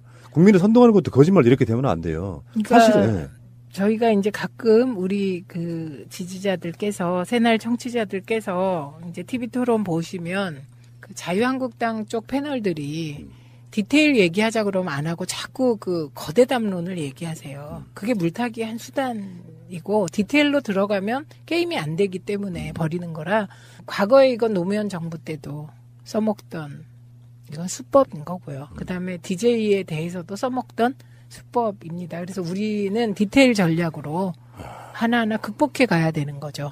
그래서 한동안은 지금처럼 지난 주말에 김희수 재판관이 국감에서 당하는 모욕에 대해서 위로하고 같이 하셨던 것처럼 문재인 정부하고 한동안은 우리가 지금 힘을 주고 그렇게 든든한 버팀목이 돼야 될 것 같습니다. 이게 제가 참여정부 때 생각해 보면 제일 먼저 무너진 게 노사모예요. 참 안타까웠는데 그때 노사모가 비판적 지지를 하겠다고. 그게 저하고도 연관이 있어요. 저는요 그냥 일반 시민이었겠죠. 무슨 일인가를 하고 있는. 네. 근데 일단 그 시작을 김대중 이회창의 대선 그때로 돌아가 보면 15대 대선이었을 거예요. 1997년. 그래서 되게 열심히 뭔가를 했어요. 그 일반 시민으로서. 그래서 나중에 이제 취임식까지 초대를 받아요. 우리들 목표는 뭐였냐면 나중에 정권 연장을 해서 재창출을 하면 그 당시에 뭐 신한국당 부류나 민정당 그 흐름의 부류들의 정치 세력은 이제 없어진다고 생각을 했어요. 네. 그래서 노무현 대통령 출범하시고 딱 1년 정도 만에 정치에 대한 관심을 아예 놨어요. 네. 잘하겠지 뭐. 그러다가 막판에 정치에 관심 가진 게 막판에 노 대통령 인기 떨어진다고 할 때 친구랑 논쟁이 좀 지금도 기억나요. 동창이었던 친구가 노무현 대통령 막 욕해서 정치에 관심이 별로 그 당시에 없다 보니까 팩트를 잘 모르잖아요. 디테일을 잘 모르는 상태에서 이게 다 뭐 기본의 조중동 애들이나 하는 그런 술자리에 넘어가가지고 왜 노무현 대통령 못한다 그러냐 해서 잠깐 술자리에서 언쟁이 있었던 기억이 나요. 그러면서 제가 이제 팟캐스트를 하게 된 배경도 그런 거랑 연관이 있는 게 그렇게 이명박을 또 지냈잖아요. 관심을 딱 놓고 나서 이명박을 지내고 보니까 도저히 못 참겠는 거예요. 그래서 왜 옛날에 용사들이 다시 멈췄다 개념으로 김대중 대통령 정권 교체할 때 그 심정으로 팟캐스트를 한번 시작해보자. 그게 바로 이 팟캐스트의 시작이거든요. 정말 깨어있는 시민이 할 일 찾은 거네. 저도 노사모였어요. 제가 어디까지 갔었냐면 이제 나중에 또 노무현 대통령 이후에 노사모의 이제 뭐 주요 멤버들이 이제 정통으로 넘어가는 과정이 또 있어요. 알죠. 그 주류 멤버들이라고 보면 되는데 정권이 바뀌면 안 되니까 열심히 해야 된다고 생각하고 막 온라인에서 열심히 활동도 하던 것까지가 제 생각인데 그래서 저는 지금도 이런 게 있어요. 약간 좀 노무현 대통령이 무너진 거에 대한 원죄의식 이런 게 있는 거죠. 16대 대통령이셨는데 노무현 대통령은 저는 이제 그 무너지는 과정을 다 봤잖아요. 제가 그때 민원연 현직 사무총장이었는데 그 노무현 대통령이 되고서 저는 지금은 민주진영이 너무 약해서 이 민주개혁 대통령을 지켜야 된다. 이게 확실했어요. 그런데 첫 번째 성이 무너진 게 노사모라고 저는 생각합니다. 그 가슴 아픈 일인데 대통령 당선되면 어떻게든 이 대통령을 지지하고 지원해야 되는데 이렇게 비판적으로 지지해야 된다는 정말 아주 정상적인 상태의 대통령이 당선된 것처럼 우리는 절대적으로 기득권에 비해서 약했는데 그래서 이라크 파병 문제가 나왔을 때 노사모 내부에서도 비판이 나왔어요. 오히려 시민사회단체에 있던 제가 이거는 민노당이 집권해도 이라크 파병할 수밖에 없다 조건상 이래가지고 욕 바가지로 먹었죠 제가. 근데 저는 지금도 그게 맞다고 생각합니다. 근데 그게 그 패러다임이잖아요. 제가 요즘 방송으로 널리 주장하는 바 패러다임이 바뀌어야 된다라고 말하는 게 그런 부분이더라고요. 지지하셨던 분들도 진보적 아젠다에 대한 약간 수수성 같은 게 너무 결벽처럼 있어가지고 실제로 정권의 성공이 목적이 아니고 자기들의 결벽을 주장하는 형태로 가서 결국에는 정말 핵심이 분열돼 버리는 그 패러다임을 바꾸자는 것이 요즘에 이번에 이제 진짜 노력하셨고요. 기여도 많이 하셔서 패러다임이 많이 바뀌었습니다. 그리고 제가 생각해도 그때 좀 심한 건 이제 제 시민사회단체 대표로 이라크 파병 집회에서 연설을 하는데 연설 내용이 다 대통령 욕하는 걸 거 아니에요. 근데 저는 참 힘든 거 아는데 이번에 한 번만 그냥 그 이 민주시민과 우리 국민을 믿고 파병 안 하고 한번 버텨보시면 어떨까요? 이렇게 얘기를 한 거예요. 그럼 안 되잖아요. 비판해야 되는데. 그러니까 그때 진중권 씨가 막 제 연설 듣고 짜증나서 죽는 줄 알았다. 이렇게 글도 쓰고 그랬는데. 원조어영이시구나. 원조어영. 그래서 저는 그때 진짜 탄핵됐을 때는 정말 하늘이 무너지는 것 같았어요. 진짜로. 탄핵을 무력화시키기 위하여. 일떠서 갖고 그거를 친노로 찍혀갖고 시민단체에서 왕따 당했잖아요. 우하하하. 자랑스러운 이력입니다. 그러니까요. 아니, 팟캐스트 만들 때 저는 사실은 여기 노무현 대통령 그림 있잖아요. 네. 저기 저 눈물 흘리시고 있는 그 이화 작가의 작품인데 방송 뭐 시작할 때 목표가 있었잖아요. 뭔가 좀 이상한. 문재인 대통령이 18대 대통령 된 것 같은데 그거 시작해서 그 시작 하나. 그리고 하나 더가 진짜로 노무현 대통령은 본인이 스스로 돌아가신 건 맞을까 하는 그 두 가지. 그런 것들을 막 자꾸 이제 일반인이었다 보니까 그 아고라 같은 데서 많은 썰들이 막 오고 가잖아요. 네. 그렇게 시작했는데 우리 방송 시작한 지 한 달 반 정도 만에 세월호 사건이 일어난 거예요. 근데 그 세월호 사건 이상하게 좀 느낌적으로 범상치가 않았어요. 그 당시에는 그냥 교통사고였다고 사람들이 인식했으니까. 그래서 세월호 사건의 진상이 밝혀질 때까지 우리는 세월호 사건에 대해서 놓지 않겠다라고 그 당시 며칠 만에 했던 이야기가 지금까지 오는 거고. 네, 그렇게 해야 돼요. 네. 그래야 잘하는 거예요. 그러니까 뭐 그런 식으로 출발을 해서 세월이 지나고 보니까 벌써 시간이 뭐 이제 뭐 4년 이렇게 돼버렸단 말이죠. 그렇게 저렇게 생각해 보면 이러저러한 사람들의 어떤 목소리나 힘이 모여져가지고 처음으로 우리가 이제 기념품 하나를 만들어요. 내년에 달력 하나 만드는데. 우리 그런 거 안 만드니까 그런 거 뭐 팔고 이런 걸 뭐 아예 일부러 안 했어요. 그러니까 저 달력 살게요. 근데 그게 어떤 컨셉이냐면은 네. 우리 방송에 출연했던 분들의 모든 사진이 다 들어가는 사진 그런 컨셉이에요. 아 그럼 예쁜 사진 갖고 올게요. 최민희 의원 사진은 어떤 게 예쁜지 내가 너무나 잘 알고 있어. 아 네. 제가 알아서 쓰겠습니다. 그러니까 그런 거를 이렇게 하면서 결국에는 이제 사람들이 만들어가는 어떤 역사 그 속에 리더가 끌어가는 게 아니고. 사람들이 그 리더를 끌어올려서 그 리더가 자연스럽게 시민들과 함께 같이 하는 정치는 사실 노무현 대통령과 문재인 대통령이 보여주고 있는 거잖아요. 그렇죠. 그리고 새날이 저는 촛불 정신의 형식과 내용이 가장 부합하는 팟캐스트라고 생각합니다. 중간중간에 헛발질도 많이 합니다. 보면. 그거는. 제가 바빠서 헛발질은 안 보이나? 그게 아니라 물정 모르는 소리들을 많이 해대가지고. 네. 욕도 많이 먹었는데. 그러면서 성숙하는 거죠. 그렇죠. 네. 아픈 만큼 성숙해지고. 알겠습니다. 쓸데없는 잡설이 너무 길었고요. 자, 고생하셨고요. 다음 주에 또 즐겁게 뵙겠습니다. 고맙습니다. 네, 고맙습니다. 네, 이제 김일희의 나의 전성기 리즈 시절에 대해서 이제 얘기를 해보도록 하겠습니다. 사실 이제 이 방송 쪽에 있는 사람들은 그야말로 전성기라는 게 있어요. 아직 안 왔잖아요. 저는 아직 안 왔습니다. 정말 이게 금방 올 거예요. 옆에 사람들을 보면 길 가다 보면 이제 바로 알아보고, 특히 뭐 윤택 씨 이런 분들은 8차선 도로에서 건너편 사람까지 알아봐요. 아니 머리 모양만 봐도 뒷모습만 봐도 알죠. 윤택이다 저 건너편에서. 와 대단하구나. 특히나 나는 자연인이다. 그걸로 어른들한테 인지도가 진짜 끝장이에요. 진짜요. 그리고 실제로도 제가 이제 태기 형이랑 이제 홍대 가끔씩 지나가면 좀 외국 사람이 알아보는 것도 봤어요. 외국인들도 알아보고 자연인을 봤다는 거여서. 야, 다들 이제 이런 리즈 연예인 중에서 그렇게 한 방 딱 터질 때가 있어요. 보면 지금 잠잠하더라도 예전에 코너 얘기하면 다 아는 사람들. 이런 분들도 이제 전성기가 있었던 거잖아요. 저는 코너는 수두룩한데 특별히 뭐가 없기 때문에 일단은 요거는 시간이 남으면 한번 다시 한번 되짚어 보기로 하고 일단은 전성기를 뽑아왔는데 일단은 저의 전성기는 태어났을 때다. 저보다 더 앞서가는데요. 더 앞서갈 수밖에 없어요. 제가 이제 우리 개그맨 시험도 뭐 500대 1, 뭐 많으면 1000대 이렇게 얘기하는데 그 수많은 정자들 사이에서 제가 60억 분의 1의 확률을 뚫고 정말 실망입니다. 하여튼 원래 그러잖아요. 한 그 정자가 이렇게 사람이 되기까지는 정말 수많은 경쟁이 있다. 어쨌든 그 경쟁에서 이겼다라는 게 저의 첫 번째 리즈 시절이고. 굉장히 큰 착각이에요. 왜요? 그 경쟁이 아니라 확률이에요. 확률이에요, 그냥? 그냥. 복권처럼? 요즘 새로 연구된 이론에 따르면 난자가 고른다는 이론도 있어요.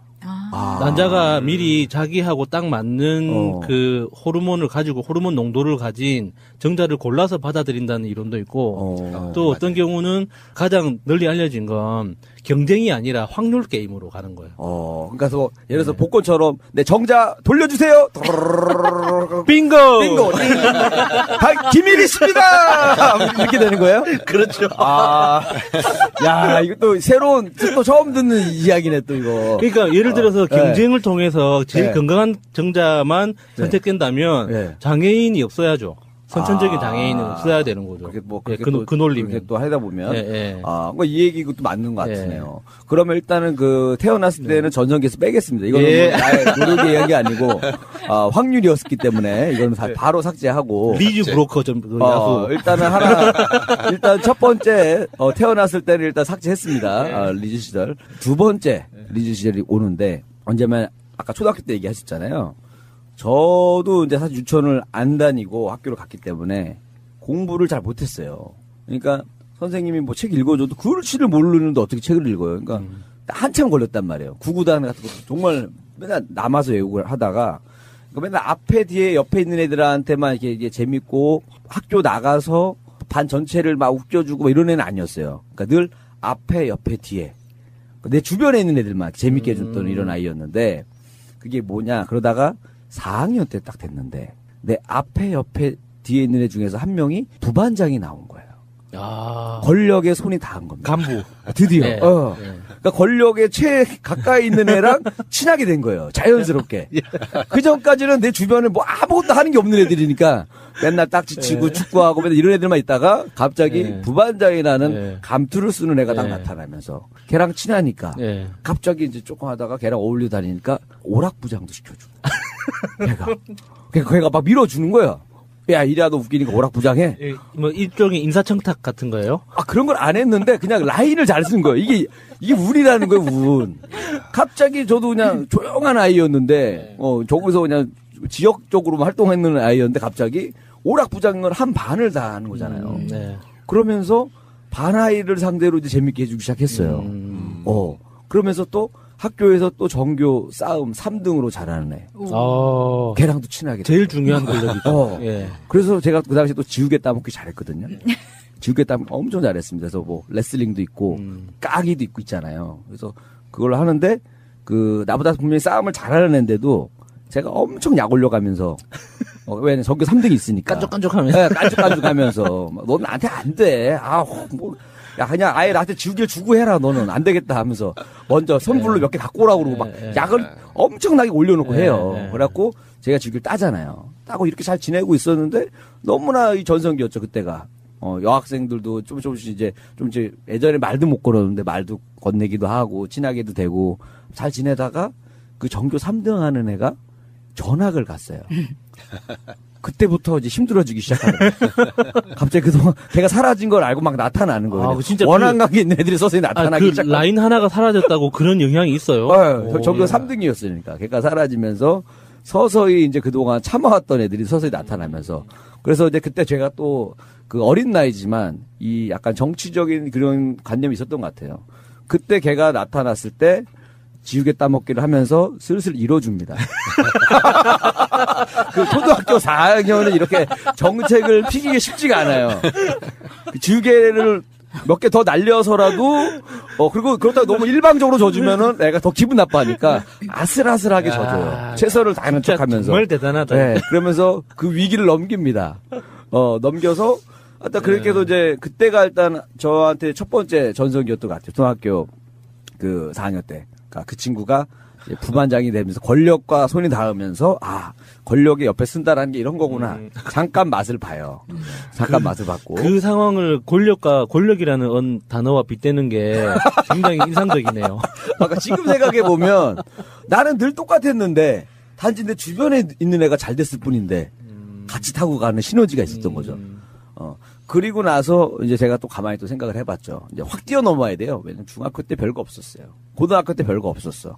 그러다가 이제 딱 개그맨이 됐을 때, 요때부터가 이제 진짜 처음에는 다 고만고만한 애들이 딱 만나잖아요. 네. 딱 만나는데 여기서 이제 내가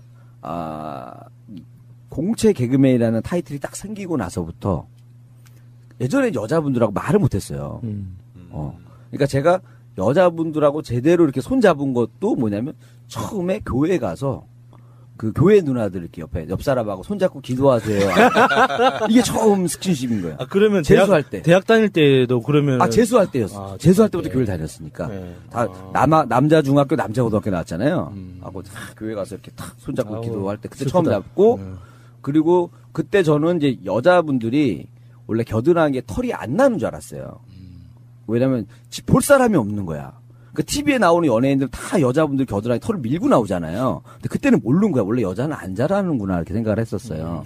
그러고서 이게 교회 생활하는데 이제 교회 누나 중에 한 분이 항상 늘 그 하얀 옷만 입고 다니는 누나가 있어요. 하얀 원피스 입고 다니는 누나가 여름이었는데 이제 반팔 원피스를 입고 왔는데 누나 끝나고 어디 모임 어디서 해요? 이래야 저쪽으로 가면 뭐 있는데 털이 있는 거야 누나 거기 하얀 거 안에 보니까 털이 있네 여자들도. 그래서 그때 제가 처음 알면서 충격받은 건 아니고요. 충격 받았죠. 충격이죠. 충격 받았죠.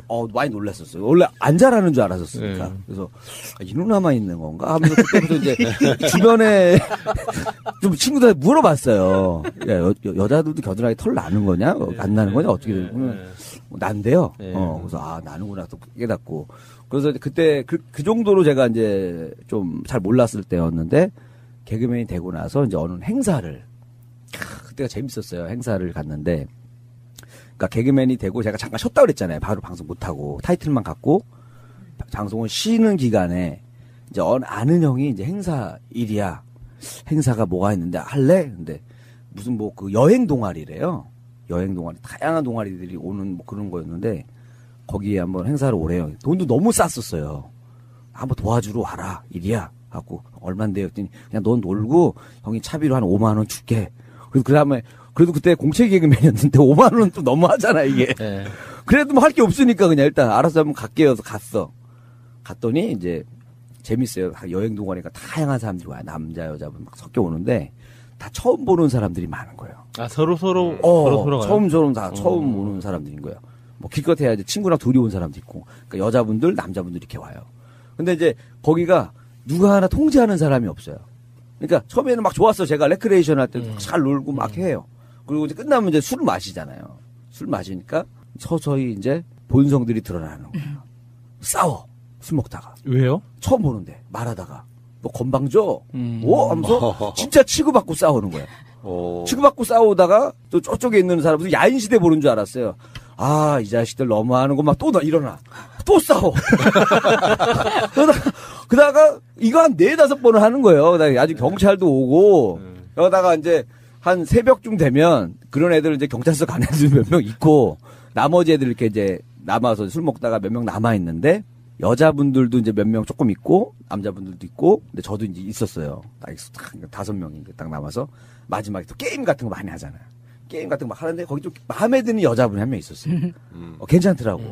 아, 괜찮은데 이분은 괜찮은데 속으로 계속 생각을 이렇게 하고 있어요. 그래서 하다가 뭐 게임 다 하고 뭐 하고 그러다가 야 이제 아침이 딱 돼가지고 아침 돼서 저분한테 연락처를 내가 주고 싶은데 근데 다 있는 거 같이 붙어 있으니까 그래갖고 어떻게 저 사람한테 줄 수 있을까 해가지고 생각을 했더니 다음 행사 있을 때 연락 주세요 하면서 명함을 이렇게 다 준 거예요. 5명을 남자들도 주고 다 줬어. 5명을 다 준 거예요.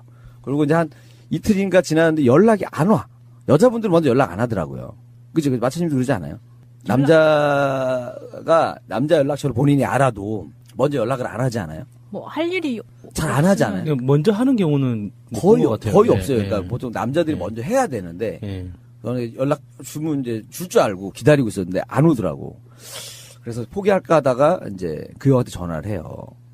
나 소개 행사 잡아주냐. 갖고 일단 투덜거립니다. 일단 행사가 힘들었다는 강조. 형, 나 5만 원에 갔는데 그 막 싸움 나고 경찰 오고 뭐냐고. 아, 미안하다 이리야. 아, 그래 어떻게 했으면 좋겠냐.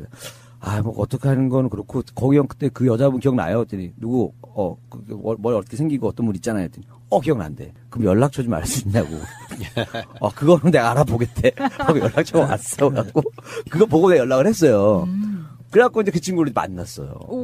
예. 네. 그래갖고 이제 그 친구가 거의 저한테 첫사랑 같은 사람이었는데 그 친구가 개그맨 되고 그 친구를 만나면서 한 3년 정도 연애를 했었는데 그 당시 첫사랑이었는데 3년 정도 연애하면서 또 중간에도 방송하고 그럴 때니까 이제 사귀고 있는데도 이렇게 관심을 비치는 여자분들이 있어요.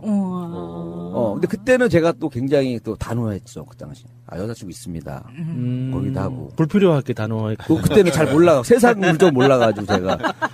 지금은 잘하는데, 그때만 해도 너무 순수해가지고, 있으면 안 되는 줄 알았어요. 그러니까. 만나는데 누구 만나면 안 되는 줄 알고, 강하게 거부하고, 막 그랬던, 그때가 어떻게 보면 나의 전성기였던 것 같고, 그때 또 이제 TV에 이제 나의 얼굴이 딱 처음 나가면 이제 사람들이 이제 연락이 오는 거죠. TV에서 봤다. 이리야. TV에서 봤다. 너 무슨 코너를 하던데. 그럼 갑자기 막 전화 와가지고 또 야, 예전에 나 누군데. 기억도 잘 안 나요. 나 누군데. 너 TV 나온 거 봤어. 하고 연락 오는 분들이 있고. 그런 것들을 보면서 이제 제가, 이제 이게 어떻게 보면 그때는 사랑도 잘 되고, 나이도 어렸으니까 개그도. 그리고 또 제가 막 짜고 TV 막 한참 할 때니까. 그때가 내 나름대로 약간의 좀 전성기지 않을까 이런 생각을 하는 거죠. 그리고 협찬이라는 게 또 있어요, 연예인들은. 개인적으로도 들어와요? 개인으로도 들어오죠. 그러니까 처음에 받았던 게 이제 디키즈 옷. 그럼 이제 사진 찍고. 디키즈는 키즈인가요? 아니, 지금도 있어요, 그 옷. 좀 저렴합니다, 옷이. 어쨌든 그게 협찬으로 그때 막 50만 원어치 이렇게. 와. 협찬으로. 그럼 그냥 주는 거예요, 협찬이라는 거? 네, 사진 몇 장 찍어주면. 사진 찍어주고. 사진 찍어주면 옷도 주고. 그 다음에 이제 예를 들어서 발모제. 이런 것도 들어오고, 그다음에 머리 샴푸, 발모 샴푸, 그다음에 화장품, 이런 게 주로 많이 들어오다가, 제가 이제 맨 마지막에 이제 우차사 할 때, 우차사도 원래 초반에는 협찬이 잘 들어왔어요. 어떨 때는 무슨 전자제품 같은 것도 들어오고, 유명 브랜드 운동화 들어오다가, 우차사가 이제 그 시청률이 점점 떨어지면서부터는 점점 이게 생필품으로 바뀌더라고요, 이게. 저번에는 목까지 들어왔는 그 협찬으로, 그 비닐 장갑 있잖아요. 음식 만들 때 하는 후배가 와가지고 형 사진 좀 한 장 찍어달라는 거예요. 그래서 뭔데 했더니 일단 찍어주세요. 찍었어. 비닐 장갑인 거예요. 이거 집에서 쓰는 거. 얼마 하지도 않잖아요. 그거 진짜 3,000원인가 밖에 안 하는 게 협찬으로 들어왔는데도 그것도 막 또 최선을 다해서 찍어주죠. 그건 어떻게 찍어요? 그냥 제품 들고 이렇게.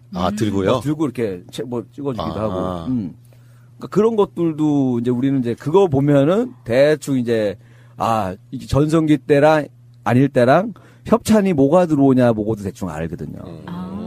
그러니까 연예인들도 가면 보면 그거잖아요. 그 최고로 쳐주는 게 통신사. 통신사 광고. 아니, 정말 올드스타들은 그 인스타그램에 사진 한번 올려주는 거에도 몇 억씩 받는다고 하잖아요. 그렇죠. 호날두 같은 친구들 이렇게 받고 사진 뭐 하나 찍어주면 그게 억대예요. 사진 찍어주고 올리고. 저는 이제 비닐 장갑까지도 찍었으니까 이제는 앞으로 도전이 이제 목 장갑, 흰 장갑, 고무 장갑, 고무 장갑 이런 거 다 고무 장갑은 좀 대기업이 손대는 거기 때문에 그건 들어올지 안 들어올지 모르겠는데 어쨌든 소소한 걸로 많이 바뀌어가더라고요. 이런 것도 하여튼 있었고, 그러니까 아직까지 제가 원하는 진짜 전성기는 딱 오지는 않은 것 같아요. 근데 스케줄은 요즘이 제일 바쁘긴 해요. 지금. 왜냐면은 팟캐스트도 지금 한 3개 정도 하고 있고. 뭐 어떤 게 또 하고 있어요? 새날도 지금 하고 있지만 또 썰빵. 썰빵이라고 해서 우리 황현희 씨, 김대범 씨랑 저랑 셋이 또 하고 있는 또 썰빵이라는 또 팟캐스트도 하고 있는데 그거랑 또 하나 또 이동엽 씨랑 또 하나 하는 게 또 있어요. 이동엽 씨. 네, 아직 그거는 오픈은 안 했어요. 그래서 한 3개 정도를 또 하고 있다 보니까 굉장히 바쁜 거예요. 돈은 안 되는데 굉장히 스케줄은 몸은 굉장히 피곤하더라고. 요즘에 집에만 가면 잠을 잘 잘 정도로. 그래서 이런 거 일주일이 꽉 차요. 팟캐스트만 3개 해도 맞아요. 시간 금방 가거든요. 그래서 야 스케줄상으로는 지금이 전성기인데. 그러네요. 또 인지도상으로 따져보면은 뭐 예전에 TV 할 때가 제일 낫던 것 같고, 그러니까 LTE 뉴스 했을 때 그때 한번 또 사람들이 이제 조금씩 좀 관심 좀 가져줄 때였고, 그러니까 지금은 아직은 저는 이제 안 왔다고 생각합니다. 그러니까 진짜 우리가 떴다라고 느껴야 될 정도가 뭐냐면 길 지나갈 때 얼굴 알아보고 이렇게 하는 이름 알아보고 그 다음에 유행어까지 있으면 좋아요. 요거 3개 다 있으면 페이가 최소 300 이상입니다. 요거에서 몇 개 빠지면 점점 많이 내려가요. 그런 게 있어요. 그래서 앞으로는 나를 어떻게 하면 띄울 수 있을까? 나의 전성기를 어떻게 만들 수 있을까에 대해서 연구를 많이 하고 있죠, 지금은. 그래서 팟캐스트라던가 이런 것도 좀 계속 좀 신경 쓰고 있거든요. 미래 시장이다, 여기는.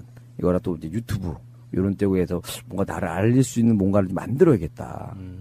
이런 것도 좀 계속 연구하고 있는데, 이 전성기를 한번 만든다라는 게 쉽지가 않네요. 그래서 내 사랑으로 봤을 때, 사랑하고 방송하고 다 따져봤을 때는 제가 데뷔하고 한 1년이 지나고 난 다음에 그때가 제일 사랑도 있었고 개그도 있었고 또 젊었고 그때가 제일 전성인 것 같아요. 그리고 이제 미래에 대한 고민이 사라졌던 순간이기 때문에 원래면 제가 26살 때도 직장 다니고 있었잖아요. 개그맨 하면 어떨까 막연하게 꿈만 꾸고 있다가 막상 이제 시험도 보고 도전해서 한 1년 만에 개그맨이 되고 나서는 앞으로 내가 뭘 해야 될지 일단 찾은 거잖아요.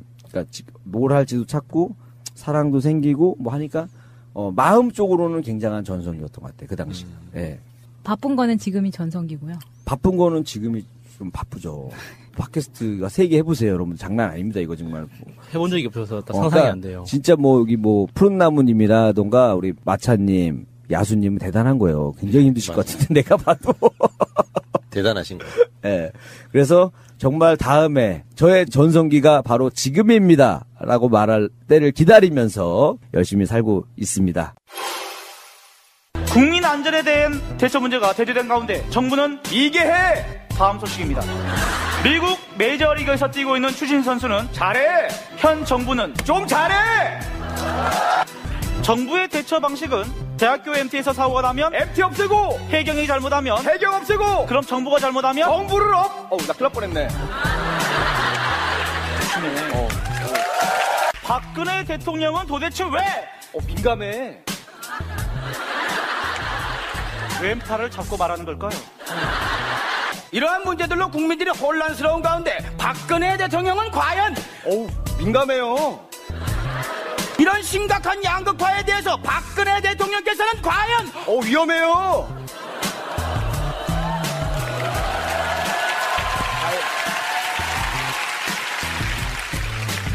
우차사를 볼까요? 보시잖아요. 금요일 밤 11시 20분인데 참 잘 넘어가시네.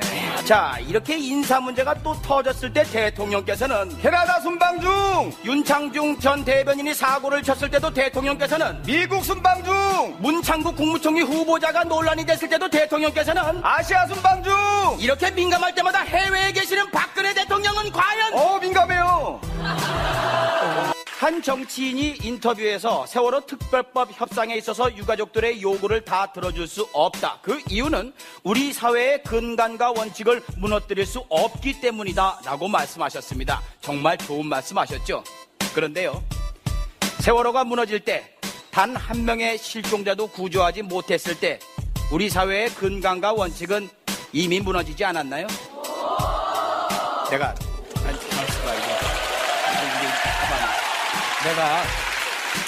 내가 뭐라고 자꾸 이런 얘기를 하지? 나 불안해 죽겠다. 나 하던 프로그램에서 전화 왔어. 다른 사람을 교체한다고.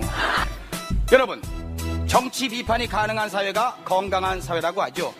요즘 저희 LTE 뉴스가 각종 신문 기사에 오르내리고 많은 분들이 격려를 해주시고 응원을 해주실수록 저희 둘은 불안해. 그럼 1등 하는 거는 없어? 있죠.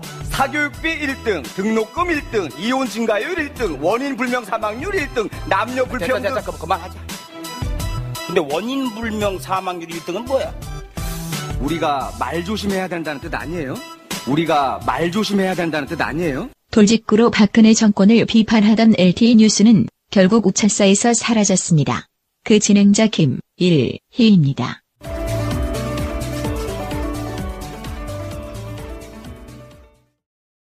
중요한 건 이 관련 보도가 제가 찾아보니까 미디어 오늘만 좀 자세히 보도한 걸 봤고요. 아직 언론에서는 아직인지 이미인지 별로 보도 안 하던데요. 홍준표 씨는 사실은 그런 것처럼 보여요. 네. 이제 완전히 양치기 소년처럼 돼버린. 네. 대부분 거짓말이 이미 바로 드러나잖아요. 지금 이번 거는요. 아까 푸나님이 말씀하셨잖아요. 우리 녹음할 때 푸나님이 그 보수층에서 자기들끼리만 돌려보는 카톡이 있다. 그거에 이게 부작용입니다. 이게. 그래서 영국에서 북핵 위기를 해결하기 위해 항공모함을 파견하기 위하여 뭐 고려 중이다. 이 얘기는요. 가짜 뉴스예요, 이게. 그러니까 어느 게 가짜고 어느 게 진짜인지를 이제 모르게 되어 버리는 거죠.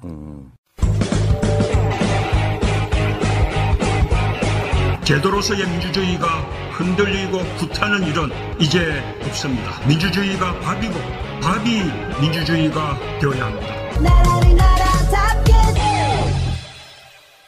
어쨌든 간에 이주영 실장님은 네. 처신 잘 하셔야 됩니다. 항상 조심하고 있습니다. 범죄자들하고 통화하지 마시고요. 네. 홍준표 대표는 정말 깨끗하신 분인데 네. 왜 수행비서는 범죄자들이랑 통화하고 뿐만 아니라 그 주변 분들은 왜 이렇게 범죄자들하고 통화를 많이 하는지 그게 그 수행비서뿐만 아니에요. 주변 분들 그러니까. 왜 그러실까? 그래서 이주영 실장님이 지금이라도 이실 짓고 하십시오. 예를 들면 범죄자들하고 이렇게 통화를 했다거나 한 거는 의원님한테는 꼭 알려드려야 돼요. 나중에 통신조회해가지고 나오면 큰일 납니다. 꼭 알려드리도록 하겠습니다.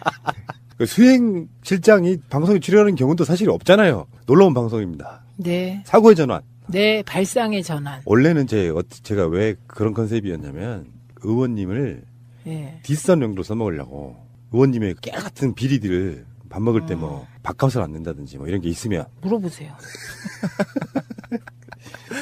근데 전혀 그걸 써먹지 못하고 있어요 지금. 아이 참. 제가요 한 가지만 재밌는 거 얘기해 드릴까요? 네. 제가 치사하게 코 묻은 돈을 삥땅하거나 이런 걸 절대 안 합니다. 왜? 제가 젊은 시절에 어떤 분을 모셨는데 코 묻은 돈 삥땅이 전공이세요. 예를 들면 택시를 타고 가잖아요. 그러면 택시비를 안 내고 내리세요. 누가요? 그런 일이 있어요. 그래갖고 제가 내잖아요. 이니셜. 그러면 택시비가 뭐 15,000원쯤 되면 저는 그게 하루 생활비이며 하루 일당인 거예요. 그런 일을 한 10년쯤 겪었거든요. 이니셜 말씀해 주세요. 그래서 제가 절대로 코 묻은 돈에는 손대지 않는다. 벼룩의 간은 빼먹지 않는다. 그래서 진짜 그런 일은 한 번도 없었을 거예요. 네. 지금까지 나 뭐 사준 적 있어요? 없고 뭐 10,000원을 빌리더라도 항상 까먹으니까 꼭 말하라고. 말하라고 아니고 막 닥달해가지고요. 안 주면 그냥 그 자리에서 저기 막 카드로 뺏어라도 줘요. 정말 결이 비슷한 게 그런 거네. 푸나님하고? 그렇죠, 당연히. 제가 제일 닮은 사람이 문재인 대통령이고요. 군대부터가 똑같은 데 다녀왔고. 이런 거 있잖아요. 방송 진행자들이 밥 때쯤 해가지고 방송하러 와요. 근데 이 전통은 제가 만들어 놓은 건데, 그러면 자기들끼리 밥을 먹거나 하면 밥값 내는 걸 눈치 봐야 될 거 아니에요. 더치페이를 하지 않으면. 그래서 제가 방송 초창기 때 식당 하나를 딱 정해놓고 새날 이름만 대고 가서 먹어라. 밥값은 내가 지불한다. 그래서 저는 우리 진행자들, 출연자들한테 한 번도 밥을 얻어 먹은 적이 없어요. 비슷하잖아요, 그 결이. 충분히 저는 이해를 합니다. 어떤 감정인지. 내가 돈이 많아서가 아니라 네. 내가 책임진다요. 그런 자세. 근데 그 이니셜 누구예요? 그건 말할 수 없어요. LJY 이런 건 아니죠. 아유, 아니죠. 찾아온다 이제. 이지영인데. 절대로 아니고요. LJH군요. 네. 죄송합니다. 근데 그 푸나님이 내 밥을 얻어먹었다는 거죠. 그때 제가 그래서 말씀드린 적 있어요. 처음으로 얻어먹는다고. 그거는 출연자로서 얻어먹은 게 아니고요. 선배한테 얻어먹은 거예요. 그쵸. 자, 본격적으로 이야기 시작하겠습니다. 자, 박근혜 씨가 지금 사실은 법정에다가 폭탄 투하를 한 거거든요. 그렇죠. 완전한 원자폭탄을 투하한 거예요. 그렇죠. 북핵만 핵폭탄이 아니고 이런 건 핵폭탄인데. 그렇죠. 일단 변호인단 전부 사임. 네. 그리고 정치 보복하지 마라. 그리고 내가 안고 가겠다. 논리적으로 보면은 좀 비논리적인 내용도 있지만 사실은 누군가에서 작성된 듯한 보이는 그걸 작심하고 지금 법정에서 이야기를 했단 말이에요. 네. 그래서 문득 저는 딱 이걸 보면서 딱 느꼈던 게 제 옛날에 전두환 골목생명이 확 생각나더라고요. 아, 네. 출두하면서 하고 싶은 말 다 지르고 가는 거. 네. 전두환과 노태우가 역사적으로 이렇게 이력을 보면 법정에서 이렇게 법정 자체에 폭탄 투하기를 했었는데 자세한 내용들은 다른 방송에 이미 나갔고요. 네. 의도가 뭘까요? 그게 중요하죠, 사실은. 의도는 지지층 결집이고요. 그다음에 자유한국당이 본인을 출당시키고 친박을 제거하려고 하는 거잖아요. 친박 핵심을 제거함으로써 친박을 약화시키고 홍준표 친정체제를 만들려고 하는 거 아닙니까? 그리고 거기에 바른정당을 흡수해서 이제 바야흐로 홍준표 시대를 열겠다는 거잖아요. 제동 건 겁니다. 예, 그래서 저 한마디로 얘기하면 나는 여기서 죽어도 내가 무릎 꿇고 사느니 서서 죽겠다 이러고 이제 선언한 거고요. 그래서 이제 이게 태극기와 결집하라. 얼마나 결집한다고? 그러니까요. 그냥 하는 거죠. 어쨌든 할 게 없으니까. 근데 그럴 것 같아요. 네. 저도 이제 공감력 가지려고 네. 저쪽 사람들 심리를 생각을 해보거든요. 네. 우리가 막 답답했을 때 생각해보면 네. 수준이랄까 내용이랄까 가치는 다르겠지만 만약에 자기들이 모시는 주군이 네. 법정에서 이런 이야기를 한번 터뜨리면 네. 이번에 그 법정에 가서 혼절이 나오는 사람도 있었다는 거 아니에요? 그렇죠. 그리고 어떤 분이 나 활복하겠다. 나 죽어버리겠다. 이런 분도 계시죠. 근데 그런 분들이 이제 결집용으로 아마 이번 주말 정도에는 대대적인 또 어떤 집회 같은 걸 열고 그럴 거예요. 네. 극단적인 친박 집회가 있을 것 같고요. 그리고 태극기를 훼손하지 마시기 바랍니다. 제가 이게요, 태극기 집회라고 말하는 분들의 집회가 끝나고 나면 태극기가 바닥에 그냥 너무 진짜 밟고 다니고. 예, 그러면 안 최소한 되시죠. 우리는 그런 짓 안 한다. 우리는 안 하죠. 예, 우리는 태극기 딱 들고 나면 다 이렇게 말아가지고 적법하게. 국정원이 사주했던 어버이연합들 집회가 박근혜, 이명박 기간 동안에 막 열리면요. 태극기 들고 나와가지고 집회 막 하고 나서 밟고 지나다녔던 분들이 바로 이런 분들이죠. 그러니까요. 태극기 집회라고 부르는 건 좀 그렇고. 예, 근데 저는 이번에 박근혜 대통령의 저 폭탄 투하를 보면서. 박근혜 전 대통령입니다. 네, 피의자 박근혜 그걸 딱 보면서 이런 거예요. 제가 이제 딱 그 박근혜가 돼서 생각을 해본 거예요. 그랬더니 감히 짐을 너네들 머릿속에 뭐가 들었니? 부들부들 내가 참을래야 참을 수가 없구나. 발칙하다 이거예요. 진짜 자기 현실인식을 못하는 거 아닌가요? 그렇죠. 정신승리. 저는 이렇게 보거든요. 탄핵이 안 될 거야라고 이야기했다는 그 측근들과 그런데 갑자기 탄핵이 됐다고 하니까 놀랐던 그거. 네. 근데 이게 어떤 거냐면은 이게 약간 지체 현상을 보이는 거예요. 네. 이것 오해 다 풀릴 거야. 나는 국정농단 한 적이 없어. 구치소 6개월 정도 있으면 뭔가 오해가 다 풀려가지고 풀려날 거 했는데 또 구속 연장이 딱 되고 나니까 도저히 못 참겠다. 발칙한 것들! 그런 거고요. 그 다음에 제가 이런 생각을 한 거예요. 제가요. 갑자기 인조 생각이 나는 거예요. 인조? 인조. 네. 인조가 남한산성에서 내가 여기서 좀 버티면 임금을 구하기 위해서 전국에서 정의의 군대와 의병들이 와가지고 나를 구해줄 거라고 생각한 거잖아요. 그 일부가. 근데 그런 일은 일어나지 않았을 뿐만 아니고 그 군대들이 너무 약해서 진짜 청나라 군대들한테 박살이 난 거 아닙니까? 그런데 지금도 이제 아까 말씀하셨듯이 내가 6개월 정도 이렇게 있으면 그 사이에 진실이 밝혀지고 이 엄청난 불장난을 누가 했는지 다 밝혀져서 정말 정의의 박근혜 구원 의병들이 전국에서 일어나서 촛불 집회보다 태극기를 든 어버이 연합 집회가 더 크고 친박 집회가 크다고 생각했던 그 일이 현실로 나타날 줄 알았던 거죠. 그러니까 박근혜 씨가 좀 모자란 게요. 좀 많이 모자란 게 뭐냐면은 같이 탄핵 소추가 됐잖아요. 근데 한 사람은 탄핵이 안 됐고 네. 한 사람은 탄핵이 됐어요. 네. 그 차이를 뭘까를 한번 곰곰이 생각을 해봐야 되거든요. 결국의 힘은 국민이에요. 그거를 왜 네. 곰곰이 생각해요? 피의자 박근혜가 부들부들 일어날 수 없는 일이 이건데. 안타깝고 그런 게 김대중 대통령이 나름대로 이렇게 보호했던 정적 박정희의 딸 박근혜까지는 딱 좋았는데 스스로 자기를 너무 과대평가하고 정치인 자질도 없는 사람이 정치권에 들어와서 후광 효과로 엄청 이용망 당해 먹다가 결국엔 끝도 사실 이용당해 먹은 거잖아요. 현실이라는 것이. 네. 그러면서 자기도 거기에 얹혀가지고 사실은 이용당하면서 자기 숟가락 또 얹은 거예요. 그러면서 결국은 파면을 당했는데 그러면 정말 국민들한테 죄송하다는 생각이 들고 그런 이야기를 주로 해야 사람들 입장에서 진짜로 짠하다는 생각이 들 텐데 또 이리 와서 폭탄을 던지고 나면 진짜 반성 안 했네라는 생각이 들고 현실 모르니까 스스로 구렁텅이에 더 빠지고 있는 게 아닌가 싶어요. 근데요, 그거 아세요? 이렇게 돌아보면 제가 이제 오늘 우연히 뭘 듣다가 맞다 그런 건데 돌아보면 전두환도 노태우도 구속되면서 국민들께 죄송하다는 말을 안 했던 것 같아요. 그래서 역사 청산이 안 되는구나. 네, 그리고 박근혜 피의자는 국민들께 죄송하다는 생각 없어요. 이게 언제부터 없어졌냐면 1차, 2차, 3차 사과할 때까지는 궁여지책으로. 예, 죄송하다고 얘기도 하고 그랬어요. 그런데 그 이후부터는 완전 태도 돌변해서 오직 정치적이며 정파적인 행동을 통해서 지금 국론 분열을 일삼고 있어요. 그리고 지금 우리 앞에 놓여있는 사태가 얼마나 심각한 건지 아세요? 왜 심각한지 아세요? 전직 대통령이 법원의 구속기간 연장을 밟아버린 거예요. 그러네요. 예, 그래서 전직 대통령이 이분의 가장 큰 잘못은 헌법에서 정한 대통령의 의무를 수행하지 않고 헌법을 훼손한 거거든요. 근데 지금 이 시점에 똑같은 행동을 되풀이하고 있다는 거예요. 이게 마치 아이들이 틀린 문제 자꾸 틀리듯이. 그래서 제가 또 생각을 해봤어요. 왜 이분은 자꾸 헌법을 무시할까? 개무시. 이렇게 생각을 해봤더니 이분에게 있어 복하면서 허리띠 졸라 매고 막 이러면서 그래갖고 막판에 이제 카드 문제가 좀 있었던 게 사실이잖아요.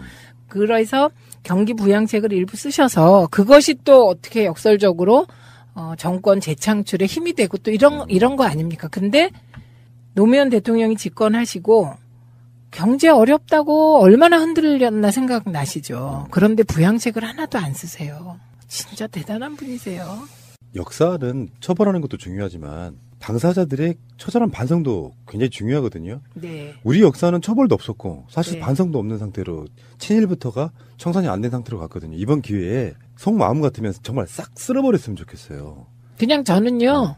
이명박 박근혜 9년 동안 쌓였던 적폐, 이꼬르 국가적 범죄 행위 이걸 이번에 법의 심판을 확실히 받도록 하면 문제가 해결될 것 같습니다. 역사는 그런 좋은 선례를 남기면 되풀이 되지 않습니다. 그쵸? 네. 알겠습니다. 새가 날아든다는 여러분들의 하트를 먹고 삽니다. 잊지 않으셨죠? 에피소드 제목을 누르고 플레이가 되면 오른쪽 위에 하트를 꼭 눌러주세요. 오늘도 감사합니다. 자, 지금부터는요. 한 인물을 이야기해야 될 것 같아요. 네. 추명호라는 인물입니다. 추명호는 우리 중학교 때 기술 선생님인데. 아, 동명이인? 네. 아, 깜짝 놀랐어요. 우리 중학교 때 기술 선생님 추명호 되게 잘생겼었는데. 이 추명호 씨가요, 지금 핵이 된 게, 사실은 추명호가 국정농단에 숨어있는 1인치 같은 거라고 봐요. 네. 그러니까 추명호는 네. 국정원에 꽂혀서 우병우에게 직보하는 국정원 아인. 네. 그래서 사실 알고 보면 추명호와 우병우와 최순실 그 관계에 있어서 네. 부도덕한 자들이 정치하는 방법은 사실은 정보기관 이용해서 반대파들 여당이든 야당이든 사찰하고 그걸로 정치 해먹었던 거거든요. 네, 그리고 자기 쪽 사람들의 비리나 이런 것은 정확하게 덮어주고. 그러니까요. 그 방식으로 해왔던 추명호가 방송한 오늘이 바로 구속영장이 청구가 됐는데 네. 그 전에 추명호에 관련된 여러 가지 보도들이 나왔는데 일단 네. 최순실 국정농단 알고도 뭉갰다? 이게 이제 추명호 작품이라고 하는 건데 사실은 이게 헤드라인이 잘못된 거죠.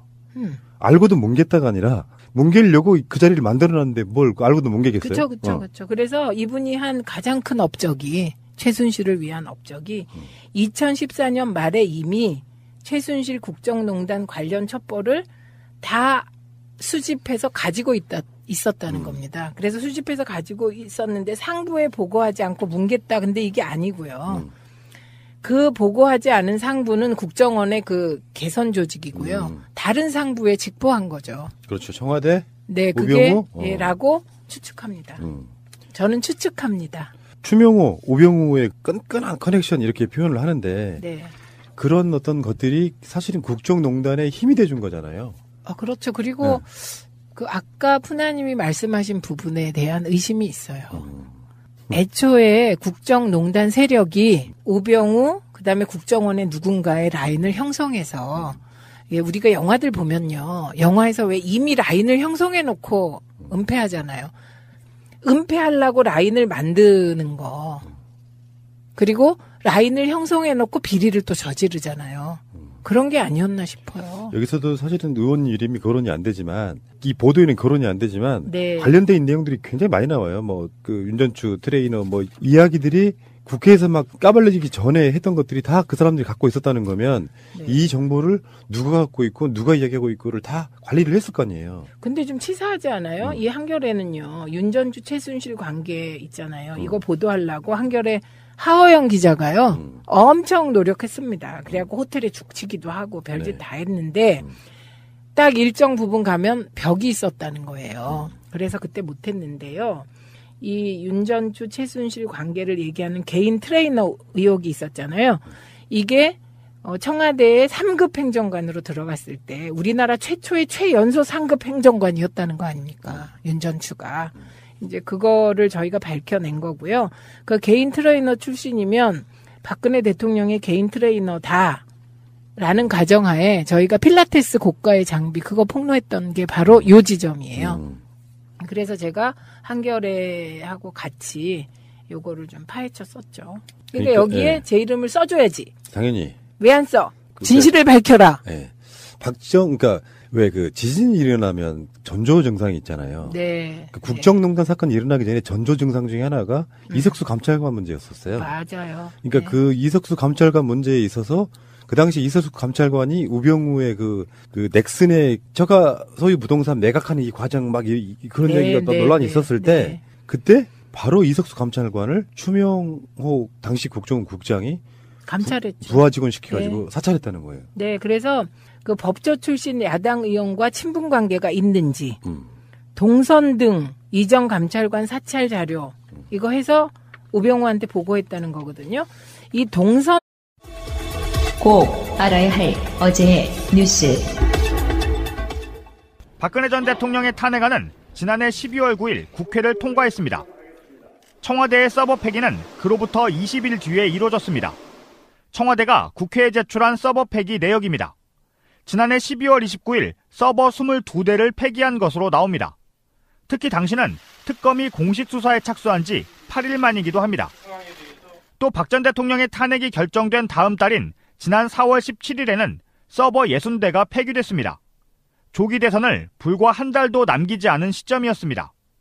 특검의 압수수색이나 정권이 바뀔 것을 대비해서 증거를 인멸하려 한 뚜렷한 정황으로 볼 수밖에 없다고 보입니다. 문재인 정부가 출범했을 때는 청와대 서버는 모두 초기화된 상태였습니다. 이 때문에 서버를 폐기하면서 백업을 했는지 폐기된 서버에 어떤 자료가 담겨 있는지는 현재 확인이 불가능한 것으로 알려졌습니다.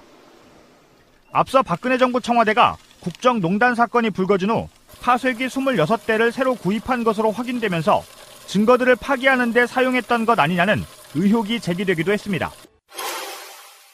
국정원 개혁위원회는 이명박 정부 당시 국정원이 보수단체를 앞세워 노벨위원회에 김대중 전 대통령의 노벨평화상 수상 취소 청원서를 보낸 사실을 확인했다고 밝혔습니다. 이런 공작이 국정원 지휘부에 보고된 것도 확인했습니다. 청원서 번역과 발송 비용 등 300만 원을 국정원 예산으로 집행한 정황도 확보했습니다. 이에 앞서 검찰은 국정원이 청원서 초안을 감수한 것은 물론 미국 언론인이 쓴 배반당한 한국이라는 책을 인용하라고 보수단체에 추천한 사실을 파악했습니다. 문무일 검찰총장이 취임 후 두 번째 가진 기자회견. 문 총장은 먼저 동시다발적으로 진행되는 적폐청산 수사에 대해 시한을 정해놓지는 않았지만 최대한 빨리 마치는 것을 목표로 하고 있다고 말했습니다. 수사를 길게 끄면 피로감이 커질 수 있는 만큼 수사팀 증원을 추진 중인데 형사부 검사를 투입하는 방식이 될 전망입니다. 문 총장은 이명박 전 대통령에 대한 수사 가능성을 묻는 질문에 수집된 증거를 외면하긴 어렵지 않을까 생각한다면서 이 전 대통령에 대한 수사 가능성을 열어놨습니다. 이 전 대통령을 수사 대상에서 제외하지 않겠다고 국정감사장에서 밝힌 박상기 법무부 장관과 맥을 같이 하는 대목입니다. 박근혜 전 대통령이 구속 연장을 정치보복이라고 발언한 데 대해선 헌법 위반이 문제가 돼 여기까지 흘러온 게 아니냐며 우회적으로 반박했습니다. 문 총장은 또 주요 의사결정 과정을 투명하게 공개하는 방안도 검찰개혁 과제로 검토하고 있다고 밝혔습니다. 일선청 결재 과정에서 상급자가 지시한 내용은 물론 주요 사건에 대하여 대검이 일선청에 지휘한 내용을 기록화하여 최종 결정의 책임 소재를 명확히 하는 방안을 추진하고 있습니다. 문 총장은 이어 고위공직자 비리수사처 법무부안에 대해서는 국회에서 본격 논의가 되면 의견을 내는 것을 검토할 것이라고 답했습니다. 방송 중간에 좋아요를 눌러주시면 새날팀들에게 큰 힘이 됩니다. 미리 감사합니다. 세이나. 트위터가 진짜 언론입니다. 자, 2부입니다. 2부에는 일부에서 행방불명됐던 우리 이주영 실장 나와 있습니다. 네, 안녕하십니까. 이주영입니다. 어디 다녀오셨어요? 밑에서 의원님하고 식사를 하고 걸어 올라가시고 저는 이제 차를 끌고 왔는데 타이밍이 좀 늦었습니다. 제가 주차할 데가 없었나 보네요. 혹시 북한에게 납치된 줄 알고. 왜 이런 사람들 있잖아요. 국정원 직원들인데 정권 바뀐지를 몰라. 블랙 요원이어가지고 아직도 작업을 하고. 그러면 이주영 실장이 그런 타겟이 될 수 있죠. 그리고요, 홍준표의 그 수행비서처럼 이주영 실장 조심해야 돼요. 홍준표는 자기 전화기가 없는 대신에 자기 부인과 수행비서의 이름을 빌려 썼을 걸로 추정하는데, 전화기를 만들 때 이주영 실장도 정말 처신을 잘해야 됩니다. 근데요, 지금 홍준표라는 이름이 나와서 그런데 진짜 이번에 영국 대사관 만난 거 코미디 아니에요? 진짜 코미디죠. 근데 저는 그런 코미디는 세계적인 코미디 부끄러워서. 같아요. 예. 어떻게 그럴 수가 있어요? 예, 말씀하신 김에 내막을 좀 알려드릴게요. 예. 지금 부끄럽다고 하시는 게 어떤 부분이냐면, 홍준표가 찰스 헤이 주한 영국 대사를 접견합니다. 10월 16일입니다. 홍준표가 먼저 말을 꺼내요. 최근 북핵이 극도로 위험한 상황에서 영국 정부가 최근에 항공모함도 한국에 급파하는 방안을 고려 중이라고 제가 그런 보도도 봤어요. 참으로 고마운 나라라고 생각했습니다. 하니까 이거 가짜 뉴스인데. 영국 대사가 영국은 현재의 북핵 위기 상황을 최선의 외교적 노력을 통해 해결되도록 많은 노력을 기울이고 있습니다. 대표님이 혹시 어떤 경로로 그런 보도를 접하셨는지 잘 모르지만 현재 영국 정부에서는 어떠한 군사적 옵션도 행하고 있지 않습니다. 그리고 전 그 점을 기쁘게 생각하고 있습니다. 홍준표 벙. 아니 근데요, 진짜 이거 너무 이상한 일이죠. 근데 중요해서 대통령 당선은 당선이 아니에요. 즉위였던 거예요. 네, 즉위. 예, 그래서 계승인 거예요. 계승. 예, 그러니까 애초에 우리 홍익표 대변인이 그런 표현 해가지고 문제 됐는데 요새 제가 많이 생각한 게 그 단어였어요. 태어나지 말았어야 될. 사실은 즉위하면 안 되는 거잖아요. 민주주의 시대에 즉위하는 대통령은 안 되는 거잖아요. 그래서 그게 지금 다 표현되고 있다. 이런 느낌이었습니다. 마사오 2세였군요. 그런 느낌. 예. 네. 그러면 이제 이게 재판 예상 시나리오라는 게 있는데, 네. 당장 10월 19일 날 재판이 다시 속게 될 텐데 말이에요. 네. 그 후로 여러 가지 언론들의 분석들이랄까? 네. 예상이 나오고 있는데, 의원님이 생각하시는 가장 유력한 시나리오는 뭘까요? 아예 출석 안 하는 걸까요? 저는 국선 변호인의 조력을 이제 판사가 택하겠죠. 명하겠죠. 예, 그러면 법정 출석을 거부할 것 같아요. 안 나온다? 네, 그래야 걸석 재판이 되고 피고인이 없는 상태에서 재판이 진행되고 어쨌든 법원은 어쩔 수 없이 형을 때릴 수밖에 없어요. 그리고 구속 상태는 계속 갈 수밖에 없어요. 그렇게 되면 피의자 박근혜와 자유한국당과 친박 핵심, 친박 극단적인 분들은 이제 그거를 빌미로 재판의 부당성을 가지고 정치 공세에 나서겠죠. 극심한 공론 분열 이쪽 자기들이 몰아가고 싶어하는 목적성일 것 같은데 그러면은 박근혜 씨 같은 경우는 제가 봤을 때는 극단적으로는 단식도 하지 않을까 생각해 보거든요. 근데 먹는 거는 포기하기 어렵지 않을까요? 아니, 그러니까 만약에 대통령이 지들 말로 우리 대통령이 단식을 하고 있는데 하면 이제 좀 그런 감정적인 호소에 좀 먹히는 분들이 있잖아요. 네. 극단 행동 보이고 막 광화문 같은 데 나와가지고 폭력 시위하고 그러면서 자유한국당 쪽에서는 뭐 어쩌고 저쩌고 하고 결국에는 박근혜 씨가 어떤 면에서 보면 전체 큰 틀의 국민 입장에서 보면 자유한국당에다가 또 폭탄 던진 거나 다름 없어지는 결과가 나올 것이라는 거죠. 그거 이런 거잖아요. 지금 이제 박근혜 피의자 박근혜와 그 추종 세력의 목표가 뭐겠어요. 이 조기 대선이 말이 안 된다 하잖아요. 그럼 조기 대선으로 당선된 문재인 대통령도 인정할 수 없다잖아요. 그렇죠. 예, 그러면 원하는 게 뭐겠어요?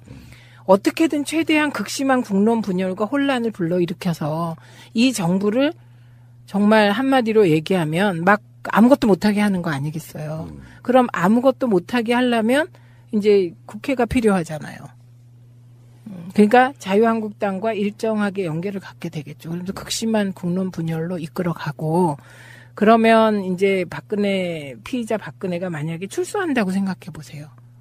출소. 어떤 이유로. 그러면 피의자 박근혜가 옛날에 마치 그 옛날 한번 생각해 보세요. 옛날.